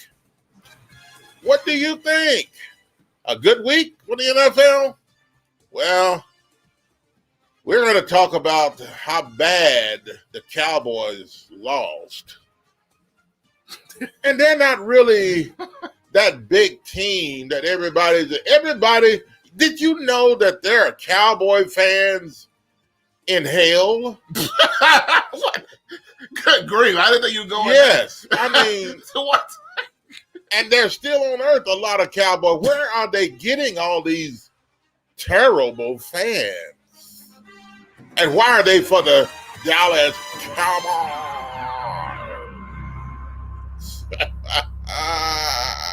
Why are you for a team like the Dallas Cowboys? What's going on? Man, some people that are voting that are for the Cowboys, not all of them, but for the majority, those ones we do know, that's a mental block. Yeah, what, there's something wrong. Yeah, there's something wrong. I mean, I don't think they really want to be for the Cowboys. I think, they're trying to tell us they really have a problem, except for a few. There are some people that do come on and talk about their Cowboys and things like that. And, last five to be alive. Is that what it is? Yeah, I think it's something like that. But you know what I mean. And, while they last five, be alive for the last five, the Cowboys take a dive. But anyway. Yeah. Right. Yeah, they did lose, didn't they? Yeah, they lost. Anyway, all right. We want to talk about the Tennessee Titans. Yeah, I know a lot of y'all want us to talk about it. Yeah, and this Frankie says, "What in the world? How bad did we lose?" Well, I mean, it was bad. Yeah, it was bad enough. It's bad enough. Yeah. Well, the Tennessee Titans, folks, good football team. Yeah. Good football team. Unfortunately, they lost this weekend. But you can't look at that loss to determine how good this team really is. That's the key. Tennessee Titans is a real good football team. And they lost to this, the way they lost yesterday, or what was yesterday, the way they lost doesn't determine how good they are. No, I don't think this was a fluke. This was not. Don't look at this as real. The way they lost. Yeah, I think that's the best way to interpret it. They're a much better team than what you saw.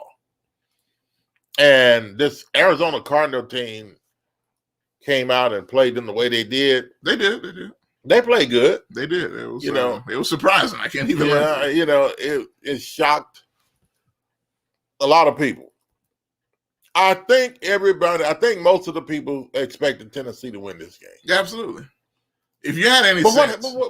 What happened? I don't know. What happened here? Yeah, it's one of them things, how certain things are unexplainable. People see aliens, stuff like that. Yeah, it doesn't make any sense. It right? didn't make any sense. Yeah, it's just, it's just one of them things. It may happen sometimes, but it's explainable. Look, I put it like this. Y'all saw the Green Bay Packers get beat down. Yeah.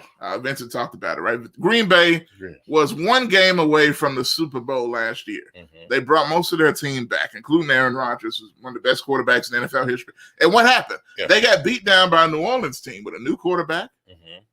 After their great quarterback retired, Drew Brees. Mm-hmm. They got beat down. They got whooped. Yeah.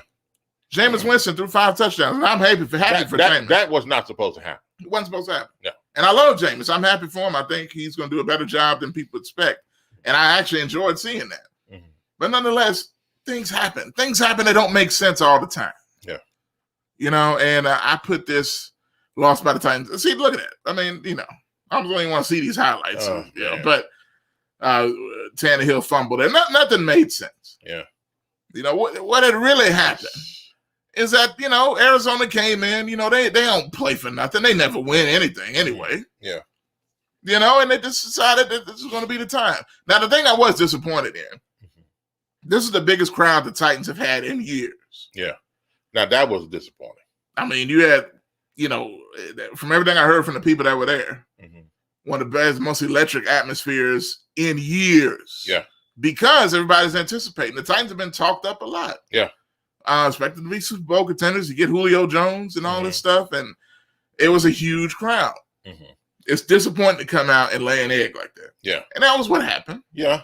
But eggs, look, everybody loves eggs. Sometimes I didn't love this egg, but I mean, eggs happen. Yeah, and I don't think you can expect or to see something like this happen again this season with the Titans. I don't think so. I don't think you can see this ever again. So the Arizona Cardinals, enjoy your victory. Yeah.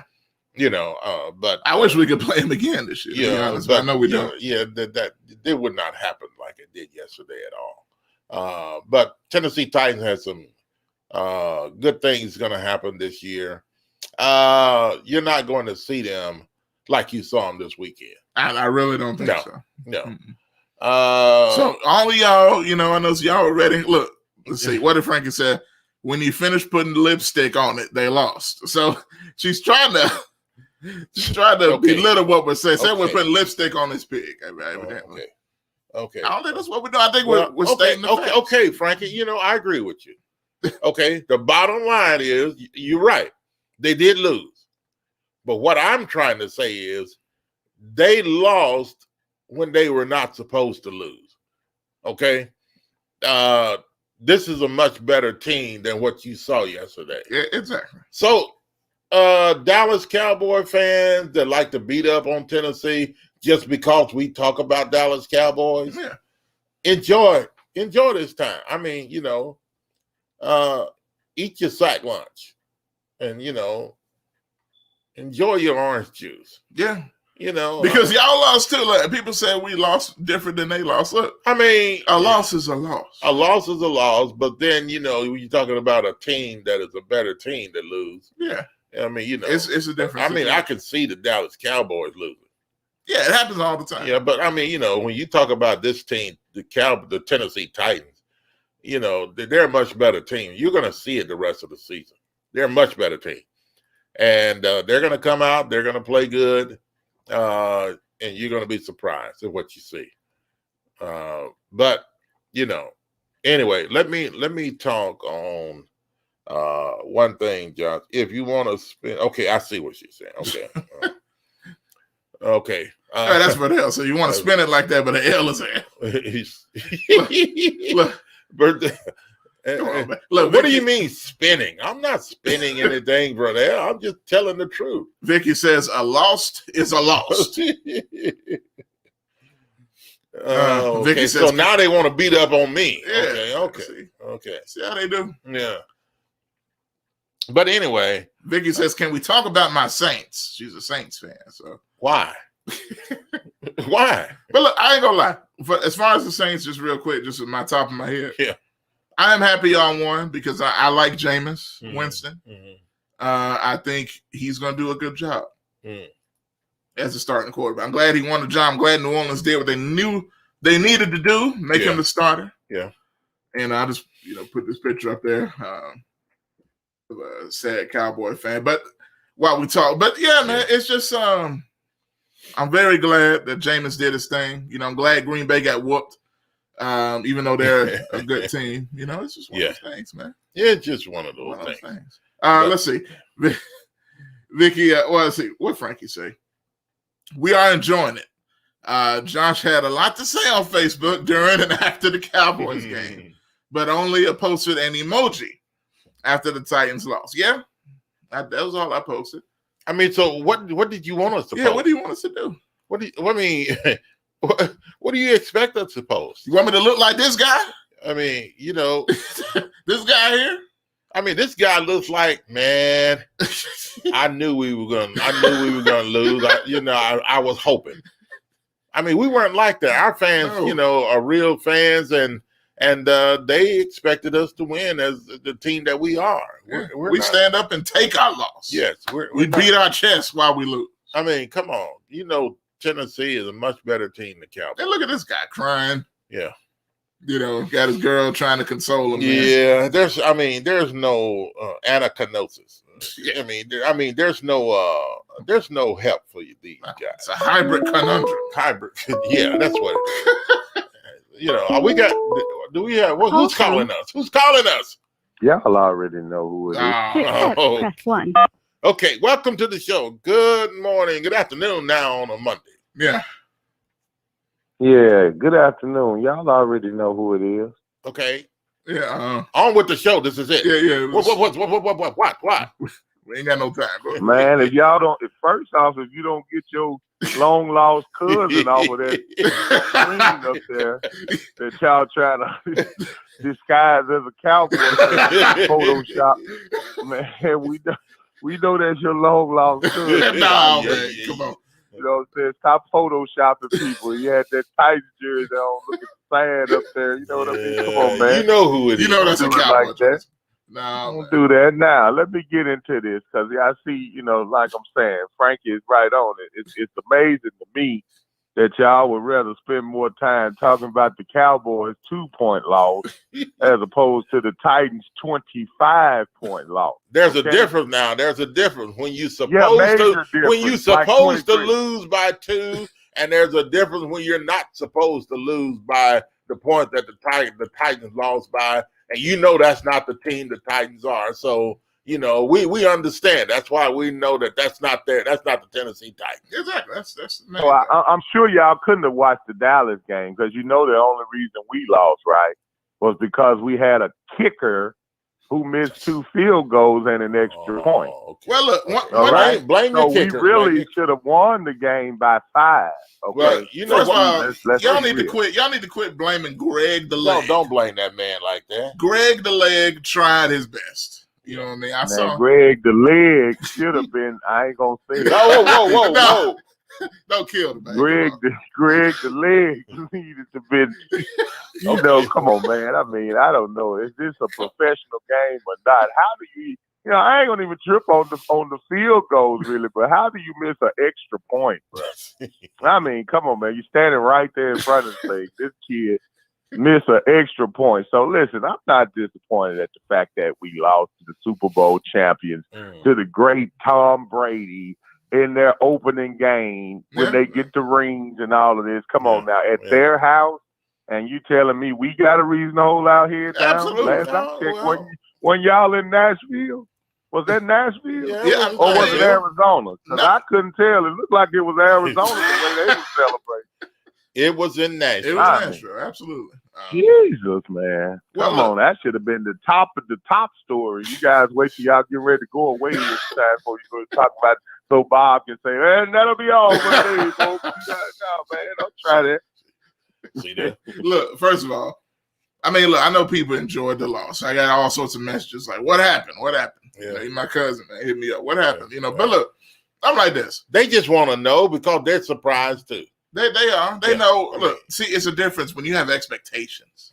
People expect you to win because you got a track record of winning. With the Cowboys, we was shocked that y'all even scored any points. You know what I mean? So that's why, you know, it's a difference in situations here. You know. Come on, dude. I wish y'all would have saw my pregame before I went. I had to go to work that night, of course, but I had a pregame that I talked about all of the people and all those posts that I saw with 36 and to 6 and I'm like, come on, I saw it man. after the These fact, cats serious. And I know y'all were gonna be quiet that night once I did go live for the last 5. 'Cause y'all expected it to just be a trampling up there in Tampa Bay. I know it. But no. We'll see them again. Trust me. My team is fine. I'm impressed with how they look. Dak is back. I mean, look, Dak outplayed Tom Brady all the way, you know, but anybody know if you give Tom Brady any time, you know, when you're talking about Tom Brady and Peyton Manning, people like that, you don't leave them no time. That was the key, and that was the mistake that was made, but I understand that we wanted to go ahead and secure a lead. Defense actually had been playing pretty good, but with 1 minute and 28 seconds left, hey, Tom is going to do what he does. We know that. Now, I'm going to ask you this. The disputed call, how you feel about it? Oh, man, it was what it was, but if you notice, I didn't make any excuses, but I think we all clearly saw what happened. But I'm used to it by now with the NFL. I mean, listen, you win some, you lose some, but most of the time, the difference between a win and loss is a referee's whistle. Trust me. Yeah. And that's what happened to us, or whistle or non-whistle, I should say. And in that case, that was a non-whistle that should have been a whistle. But listen, we're big boys. We ain't going to, go and complain to the league office or nothing like that. We'll be ready for the next game. Yeah. And you'll see what'll happen. Well, we'll see. We'll see. Hold on. Frankie's been putting a lot of comments lately in the comments. Frankie?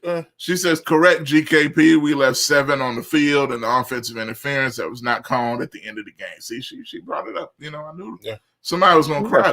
Frankie's wise. She paid attention to the game. Unlike apparently you guys cut the game off when it was 13-0, something like that.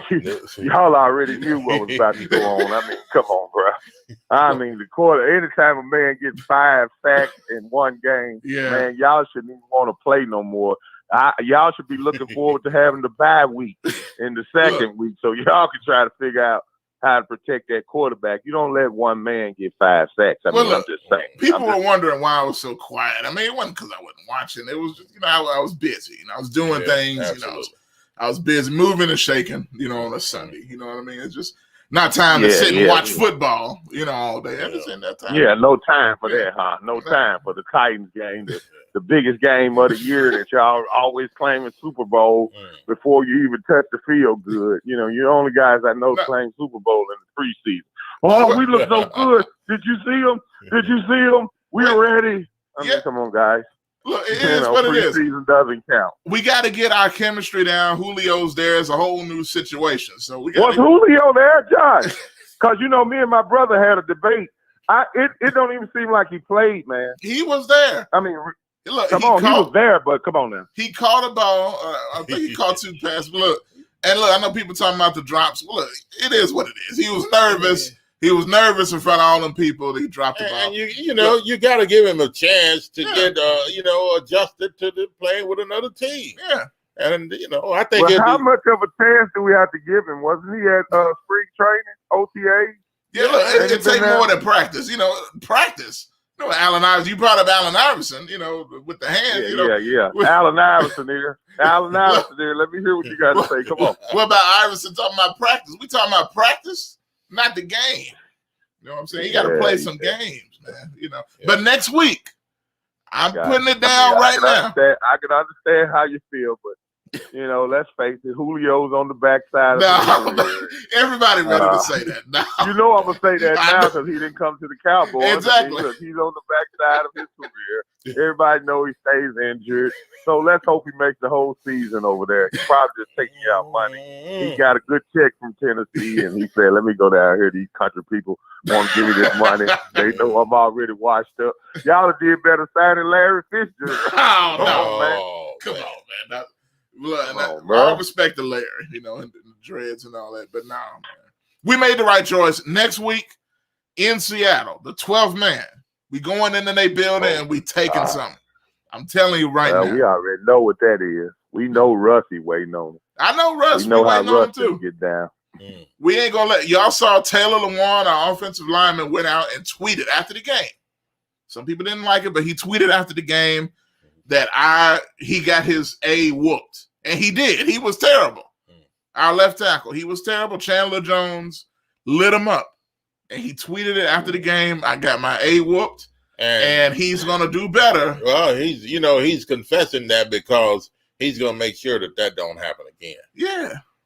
Yeah, or either he's confessing it because it's obvious. The whole world saw it. I mean, come on, man. You don't get a gold medal for going there admitting something. That's just like a parent wanting to pat on the back for doing what they're supposed to do for their kids. Okay? No, man. We're not going to give you no sympathy because you go in there and own up to the fact that a man ran all over you. We seen it. Yeah, we saw, look, it's the first game. They probably didn't stretch as much as they needed to before the game. But nonetheless, we're going to fix whatever the problem was. And next week, I'm guaranteeing a W. Y'all record this right now.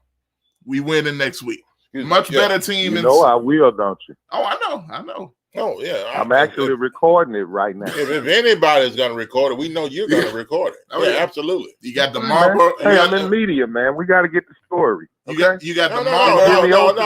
No, Superman. No, that's not what it's all about. You know what it's all about. It's about hating on the Titans because we don't like the Cowboys. And you know that's what it's about. I mean, Well, in all fairness to me, I never post anything about the Titans pregame. I just don't understand why y'all do it pregame. I'd rather you do it after the game, man. At least let us lose first. But y'all go on here. 37-6. Oh, the Cowboys gonna get their tail kicked out of Tampa Bay. I'm sitting here like, dude, I mean, we ain't even played a game yet, man. And I've been hollering all weekend. I had to work this weekend, and my voice is almost fading. But man, I could not sit here and continue to listen to all this blasphemy. And you guys got whooped by 25 points, man. Y'all supposed to humble yourselves today. Don't come on here. Oh, the cowgirl and the didn't they get whooped? No, Wait, we lost by 2 points, what do you mean humble ourselves? Why is it? I mean, you did all what happened here is Tennessee got beaten by a team they're not supposed to get beaten by, and they're a better team than what the people see and what they saw. The Tennessee's a much better team than what they saw. Bob, that's the disrespect right there. You saying the Arizona Cardinals with Kyler Murray and DeAndre Hopkins and guys like this, and apparently Chandler Jones. Yeah. Come on, man. Hey, look, you call these guys some scrubs? Like No, I didn't know what I'm saying is that Tennessee is, they're much better team. Yeah, I mean, Arizona's been scrubby. It's for a clear. while. It's obvious. And they didn't make the playoffs last year. That's a whole nother thing. But look, here's the thing. No, much respect to Arizona. They came out and took advantage of a team. And that's what they did. That didn't stretch for the game. And it is what it is. You do what you got to do. It looked like I saw him stretching over there when I got to the house. Actually looked back at the game. Like I seen him over there stretching, not just stretching, jumping and clapping, and looked like they were ready to do it, man. They looked like they still had Javon Curse and Steve McNair and all these folks out there. I don't know what they thought this was, man. But Eddie was busy losing the Heritage Classic. Eddie couldn't do nothing for him. I'm sure, though, he took a glimpse. He was already in town. He probably took a glimpse and cut that TV off fast.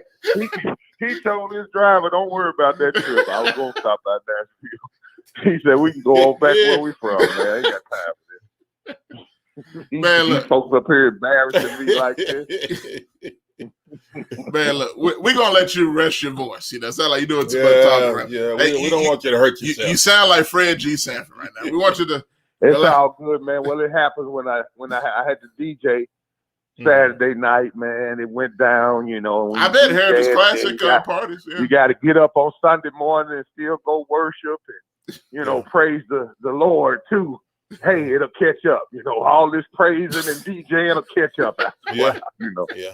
So, hey, it is what it is. It'll be back together probably tomorrow. I'm on vocal rest for the next few days, but I had to call y'all because y'all won't let me stay on vocal rest. You should have. The stuff you talking, all this stuff. The stuff you talking this morning, you should have stayed on vocal rest. Oh, come on, Bob. Did y'all like my video? Okay. Did you guys get your special video? I saw your video. I saw you with that the up and play it, Josh. Look, you had to light up at Marlboro and talk bad about I saw you. Yeah, I saw it. Come on, man. No. There ain't no Marlboros over here, partner. We on Newports over here. Okay, whatever. We don't buy the cheap seeds, okay? Marlboros don't smoke well. Okay? So, But this what's up, guys. I had to call for a minute, and I'll let you guys get on back. I know Bob been saying, that'll be all, folks. We got to go. Or whatever, but, we'll be back at it. I'll be talking to you. Okay? All right. It just so happens we do have to go. So we ain't scared of you. Yeah, you ain't got to go home, But, Hey, you know what the man said on life? Hey, don't be scared. Oh, no. Don't be scared. Y'all already know who it is. All right, I'm gone. Hey, we appreciate it. All right, Dave. Hey, you know what? And I'm gonna show the people real quick. This is what we were referencing with Mr. GKP. Yeah, just being unnecessary. Unnecessary. Y'all already know who it is. Totally unnecessary. It's Sunday football. Y'all already know what's going on with me. How about let me join some of these other teams right now. But Tennessee Titans. What had happened? Titan down or what? See, y'all was doing a lot of talking like y'all do. I already told you. Now what? Huh? Allen Iverson here. Yeah, okay. Out of all the Yeah, that's what I thought. We'll talk about it later, though. I'm watching football right now. Y'all already know who it is. See, this is the kind of stuff here that's what we talking about. You man. know, I mean, he made this video just for us. Yeah, just for us. You know, this type of stuff should never happen. Yeah. I hope you're listening to me. Yeah, this type of stuff should never happen. You know, making a video just for us. You know, I don't get it. I don't understand. But anyway, he's gone. Frankie says, GKP, you may want to go to Dr. Champions and get that stuff he has for pastors to help with their voice. Dr. Champion got the real. Is that place still there, by the way? I think it still is. I think he's got the root. What has he got? Now, if you want old medicine, yeah, like that, like old stuff, original, like he got all that stuff. Yeah. I mean, Frankie, what kind of medicine Dr. Champion got for pastors? What kind voice? What is he using? I don't know. I've never, gotten anything from him. But anyway, man, to check it out. Yeah, I don't know. GKP says, "Give me the Oscar." Nah, man. Oscar Mayer. Anyway, Jay says it's called Minister's Sip. Sip. Okay. All right. Sound like some alcohol, but no. I got it. Yeah. Okay. All right. Hey, I tell you what, that's gonna do it for us today. We can go on and on and on and on. And it's been a great show. Thanks for all you participating and all your phone calls and that's really what it's called. All your comments. Yeah. He said his grandfather used to get. Okay. Yeah. Interesting. And we appreciate everything you've done, your comments and all that. And whether you agree or disagree, that's what it's all about. Yeah. That's what it's all about. We had fun today being with you. All right. We'll see you again the next time you tune in to Talk Back Live with Bob and Josh. Regular show and sports show combined this time. Have a wonderful day, everybody.